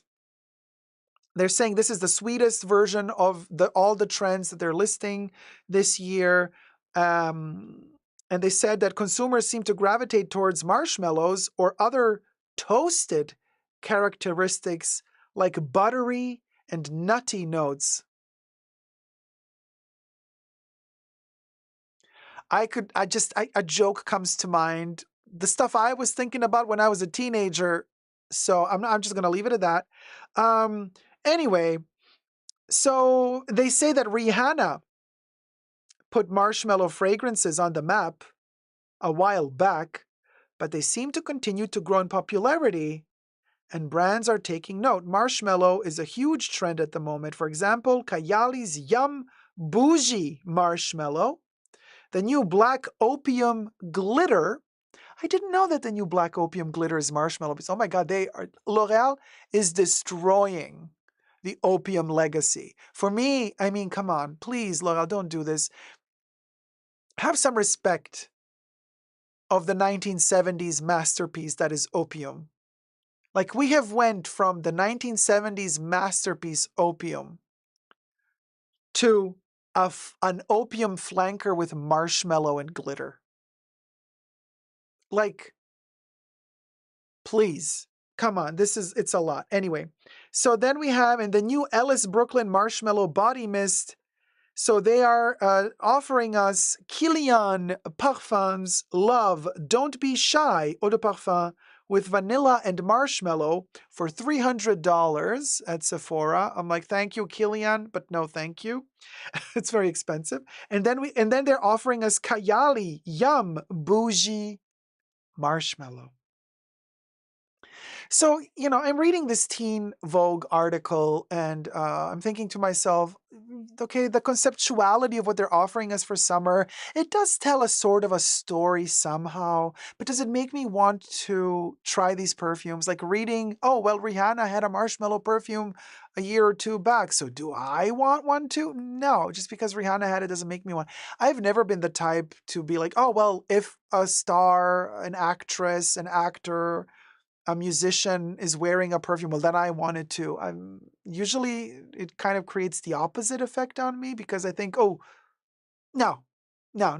I don't want to smell, like that person. I don't know. It's not me, but I know some people really get very influenced by their icons and who they love. So, but anyway, what do you guys think? Would you say that lists like these from magazines for perfumes are still a thing? Do we care?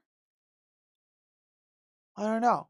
Do we get inspired by this or we don't care anymore? We're just moving on. There's so many perfumes being released every year. You guys, thousands upon thousands of new releases every year. You cannot smell them all. So what sort of direction do we look for? How do we know where to go? Well, I would recommend starting from the beginning. I have one video entitled, Perfumes for Beginners. And then I also have created a series of videos on perfumes where I kind of walk you through, and it's a series of, it's an ongoing series. I think we're up to 6 or 7 videos now about how to purchase perfumes, how to focus on how to select your perfume, how to make the right choices without overspending money, how to focus on prioritizing certain smells and directions that you like so that you don't end up buying 10 or 15 bottles until you find the one that you really like. So check out that series as well on my channel and let me know your thoughts down below. Subscribe, thumb up the video, and never give up on love. Bye. So yeah, there you go. We'll go. So that was something. And then I got, this is a fun one.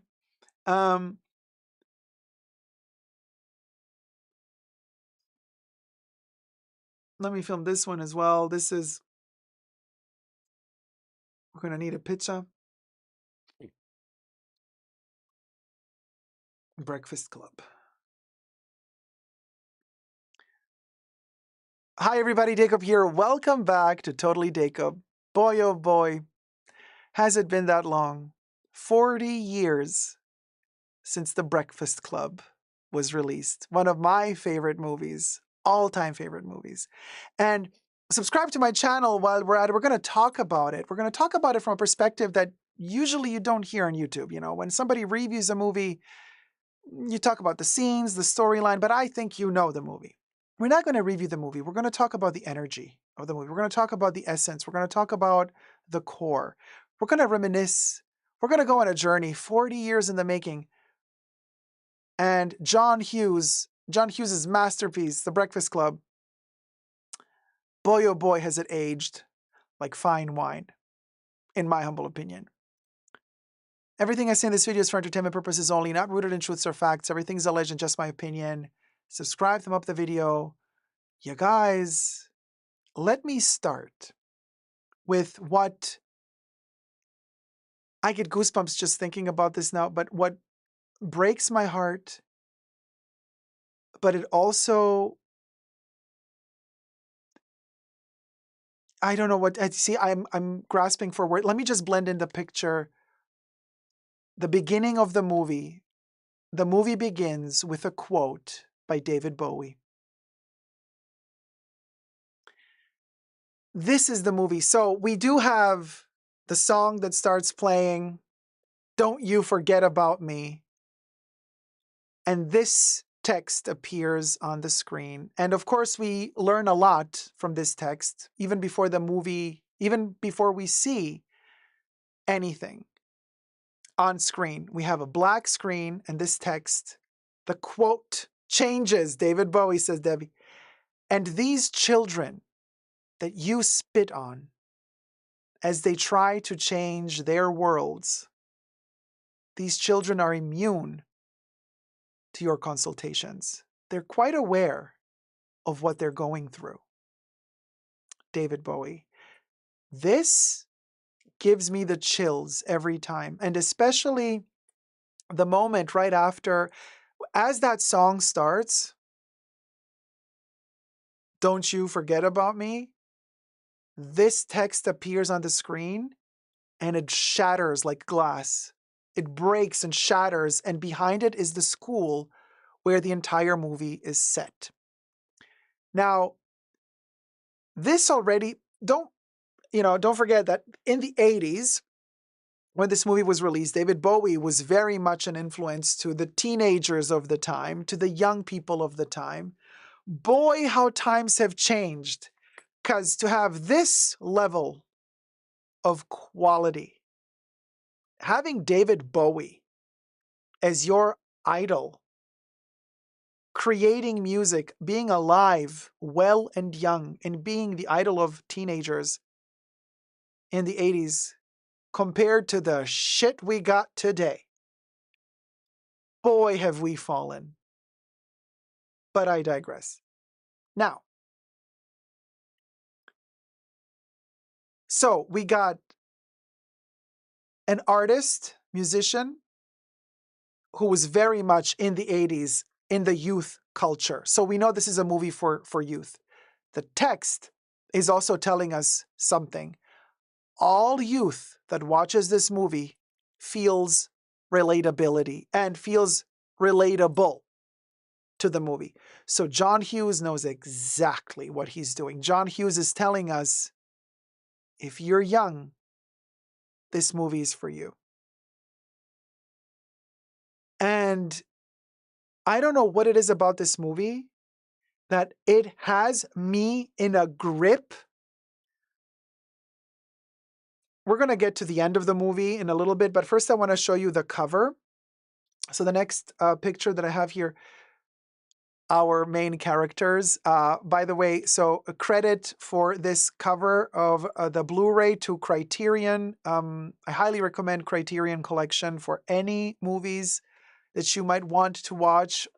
They have wonderful selection of movies, but also they have a channel on YouTube, Criterion, and in one of the episodes, so they have this gorgeous little, like a little pantry where they have all of their DVDs and Blu-rays in it, and they invite actors and actresses, directors to visit, and they film them in this little cubicle, and they get to select whichever DVDs they want. Molly Ringwald was in one of those episodes, and it was so amazing. It kind of all comes full circle. So here are our characters. You know, I love them all. Maybe Allison is my favorite. But anyway, so Ali Sheedy, baby. Ali Sheedy. Oh my God. So they all meet. It's detention. They all did something during the week in school and they were castigated. They're in detention. It's a Saturday. Some of them walk there to detention. Some of them are driven by their parents or whoever is taking care of them, guardians. And they have to enter the school and they have to spend that morning and early afternoon in detention. There is a principal with them as well. And then Mr. Gleason, and then who was unfortunately passed away. And then there's also the janitor and them, the kids. And so they all come from different backgrounds. One is the princess, one is the nerd or the brain, one is the jock. How do they call them exactly? So we have the nerd, the jock, the princess, the brain, the criminal or the crook. But what they appear to be, the cliche of who they are, changes as time goes by, and we get to figure out why they are in detention, what their backgrounds are throughout this movie. The entire movie takes place inside of the school. Such a beautiful setting, very dreamy, very abstract in a way. And that school where they shot, somewhere near Chicago or in Chicago, was turned into some military base later on. So it's no longer a school, apparently. But their task for that morning, they get a sheet of paper and the principal says, you have to write who you are, why you're here. Like, what is it that you did wrong? You know, like, think about the stuff you did wrong this past week. Think about why you are in detention. And I want you to write this paper, okay? You got this morning and you got to do it. And they get, it's a coming of age story. They, in my opinion, they entered this school in the morning. They were still kids. They were still kids. But they exited this school still with dreams and hopes for the future, but they lost their youth. And by that, I don't mean that something sketchy happened. There was no weird stuff, okay? It's something I say a lot, and this is the magic of John Hughes. He was such a master at riding that thin line between youth and coming of age, and that border being crossed between you are youthful, you're kind of a kid, but then you become an adult. And it's so hard to document that switch.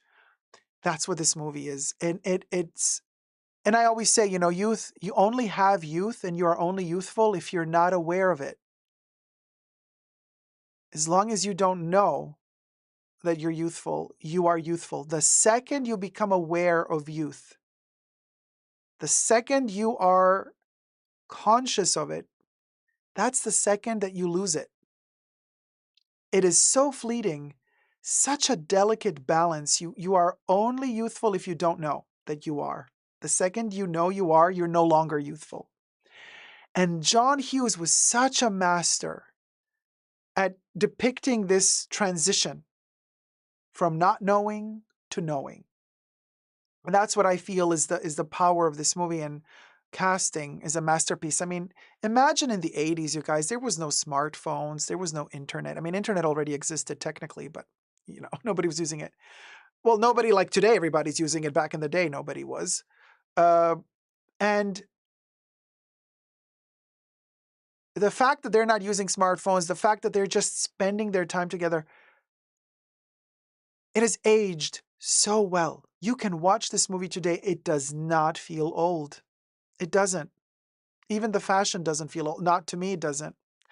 And Molly Ringwald was saying in several interviews that they had, a costume designer, and costumes were made for her. She didn't really like him. John said, well, let's go shopping together. Let's find something you do like.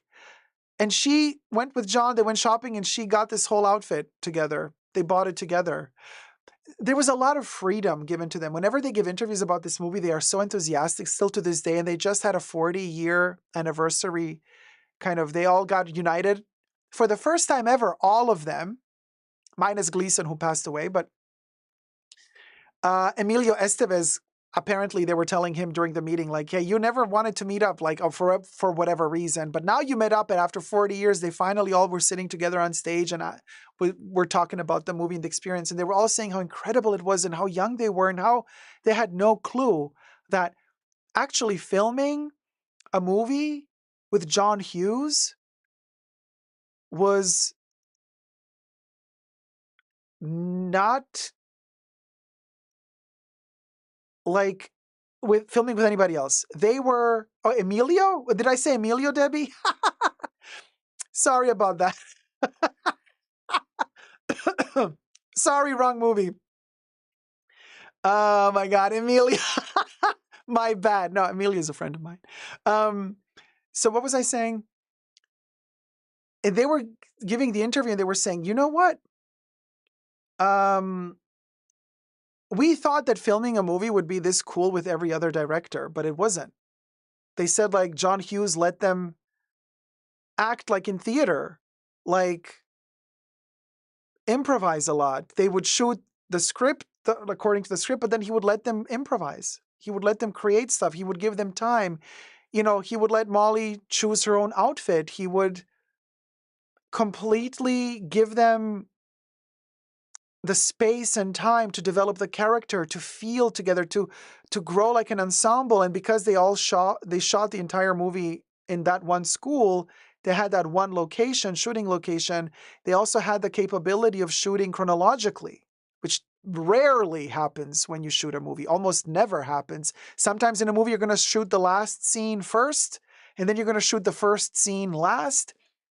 But they were shooting this movie chronologically, which allowed them to develop the characters as they went along shooting the movie, meaning because also they had to enter the school youthful and exit a little bit grown up.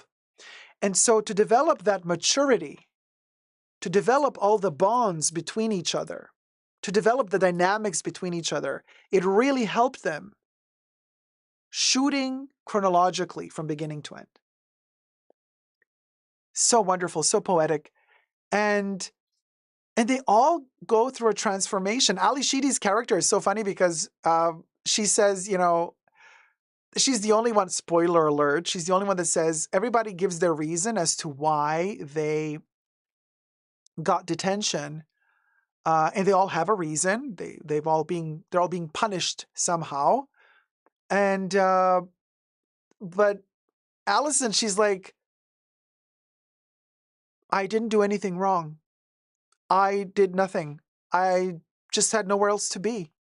So she snuck in to detention because she wanted to. She didn't have to. So her character, it's insanity. Okay, what happens in that school that day as they bond together, as they reveal the truths about them, who's the virgin, who isn't, blah, blah, blah. And they go on and on and on, and the bond gets stronger and stronger. But these are people who never spoke to each other. Not in real life. I mean, they're characters.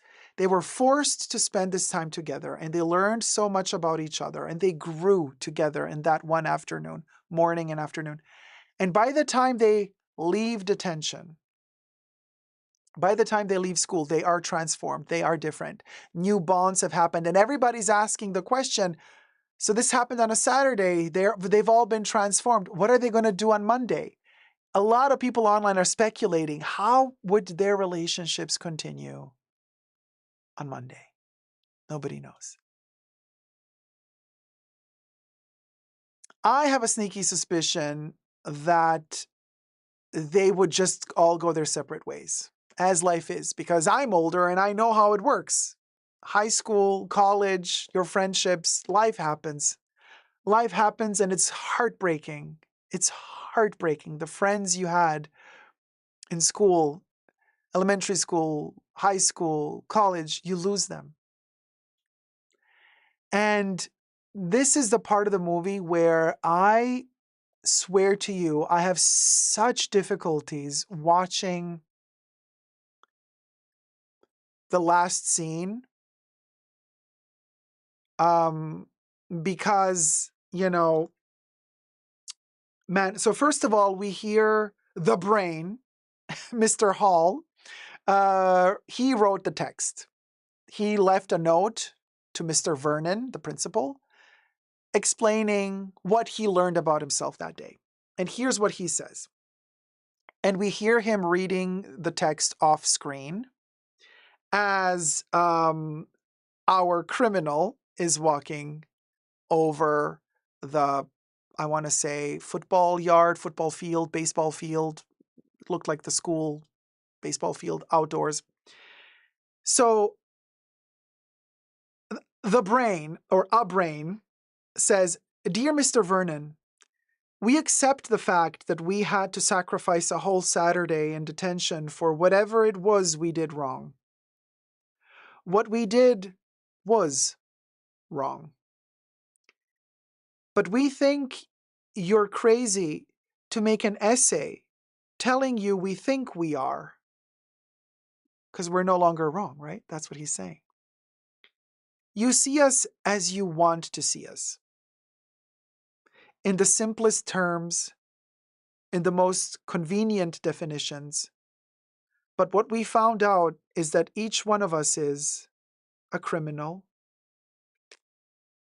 an athlete, a basket case, a princess, and a brain. Sincerely yours, The Breakfast Club. And then our criminal is walking towards the camera on that field. And he just jumps up and wrists his arm and just freezes in time. And then we have the Don't You Forget About Me song kicking in. I lose my breath every single time. And I get an anxiety attack. Like, it is that, for me, something about and the weather, the gray sky behind him, the fact that it's over, that magical moment that they had together. I've had that in my life. I know how that feels. I know how intense that emotion is when you're growing up and something like this happens. And I know how quickly it's over. And you never get that feeling again. Never. It's gone forever. And life happens and it corrodes everything and everything changes and everything just goes on and things fade. So that moment when he kind of lifts his fist to the air and that music starts, like, Don't You Forget About Me. Oh my God. I go, I get a panic attack every single time in the best way possible. There's something about how John Hughes managed to always manages to create that sense of urgency, to grasp on to those good moments in life, and he keeps warning you, this, what you're going through right now, hold on to that, because that magic, it's only once. It only happens once, and when it's gone, it's gone. And the fact that he managed to capture this magic on film, and that we get to re-watch that magic happen over and over and over again, it is not only a masterpiece cinematographically speaking, but also a masterpiece on a human level, because it literally sends me back to the time when I lived this experience myself. And it allows me to reminisce. It allows me, for a split second, to live within the illusion that I have my youth back again. And that is something that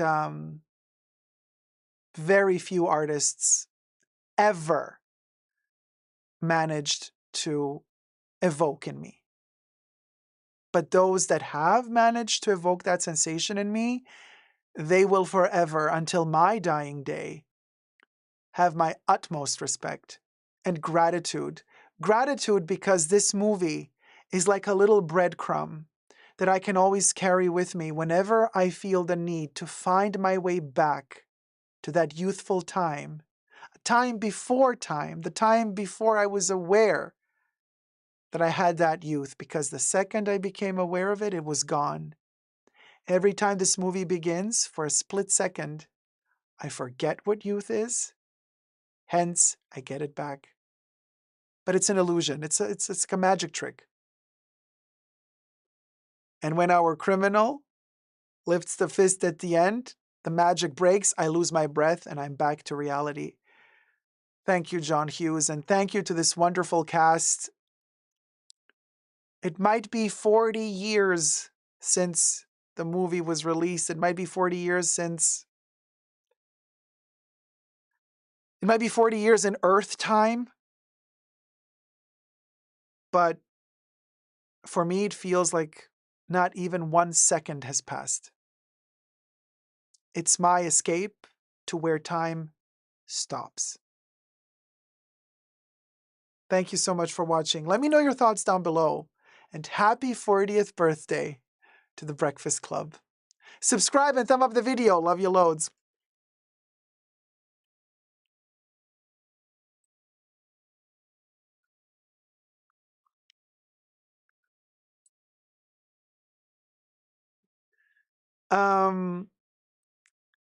This was a cathartic process. What a show.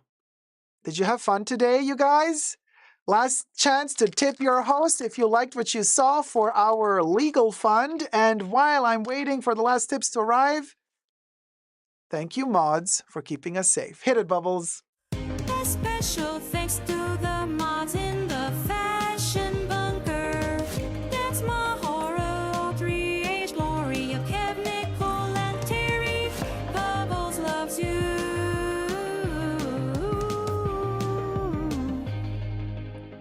Hi, Marina. Hi, Nicole Pancakes. Hi, Ollie. How's it going, everybody? Yes, Chicago in the house. I know, right? The movie was filmed outside of Chicago. Bitch, I'm from Chicago.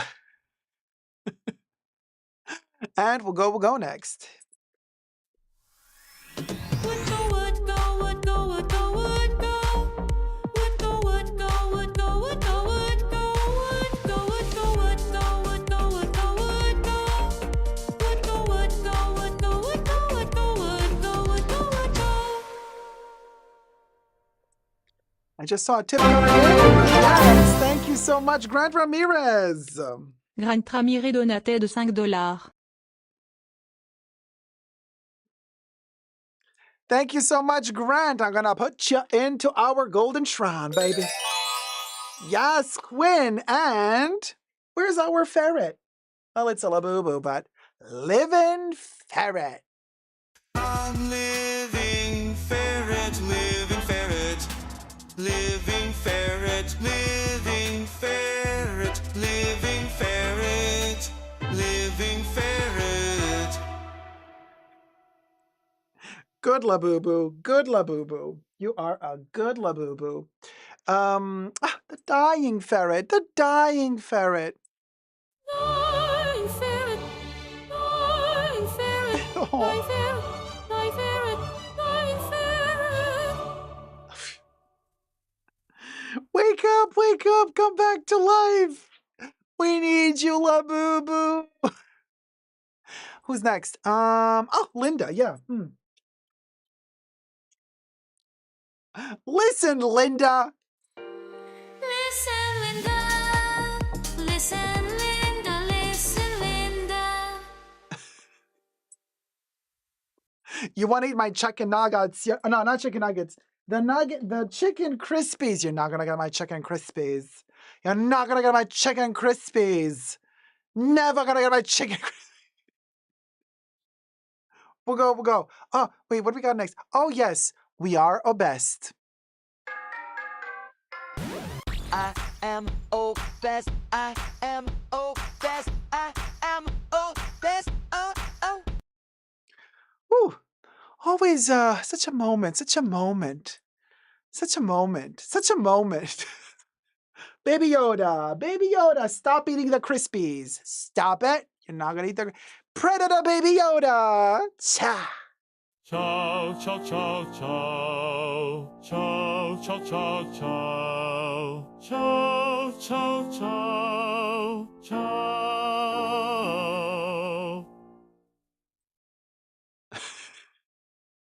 All right, Baby Yoda. Oh, I saw another tip coming in. Thank you so much, Rosanna Navarro.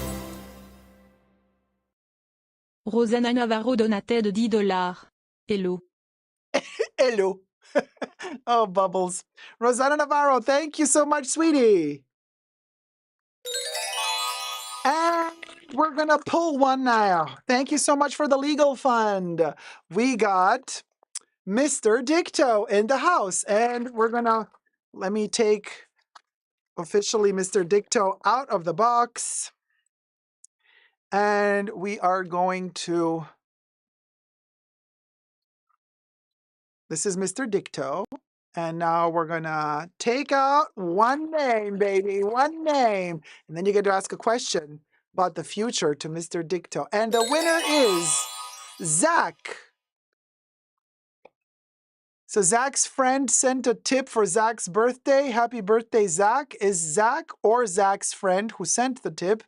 Are you in the chats? There you go, Branderson. All right, sweetie. Are you ready to ask Dicto a question about the future? It's a yes or no answer.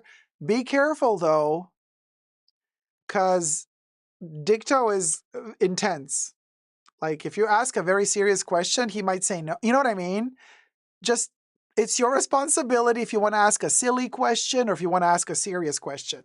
Go ahead, type away, baby, type away, and Dicto will tell you, is it a yes or no about the future? Branderson is typing away and thinking about what to ask Dicto about the future.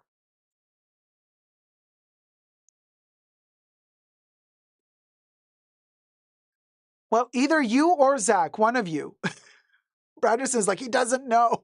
Well, you sent the tip. You can ask a question if you want. It's like, he doesn't know. Okay.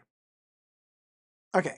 So Zach and Branderson together, but I guess Zach through Branderson would like to know if he's gonna have a good birthday tomorrow.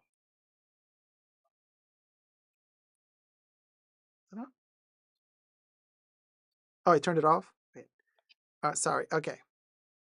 Okay. Is this thing on? Okay. Zach would like to know if he's going to have a good birthday tomorrow.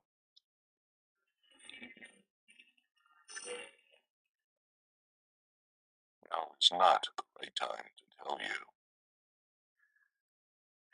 Classic Dicto. Okay, how about now? Is now the right time to tell us? Dicto? Zach would like to know if he's going to have a good birthday tomorrow. Come on, baby, give us a yes. The signs say no. You got... This is terrible. This is typical Dicto. He's such a bitch. Dicto, can you... Look, Dicto, can you please be kind to Zach? Can you, give him another opportunity? Can he have a good birthday tomorrow, please? It's a certainty. There you go. It's a certainty you're going to have a good birthday tomorrow. Dicto, you made us sweat 3 shirts. Why do you do this to us? You are tough. But there you go. It's a certainty that you're going to have a good birthday tomorrow. Cha. Gloria says, no, it's not going to be a good birthday. It's going to be a great birthday, says Gloria. Well, there you go, guys. Dicto is a tough cookie, but that's why we love him. Because at the end, he comes through. He's a bit of a troll, but then aren't we all on the internet? Just a little bit more troll and just a little bit less serious.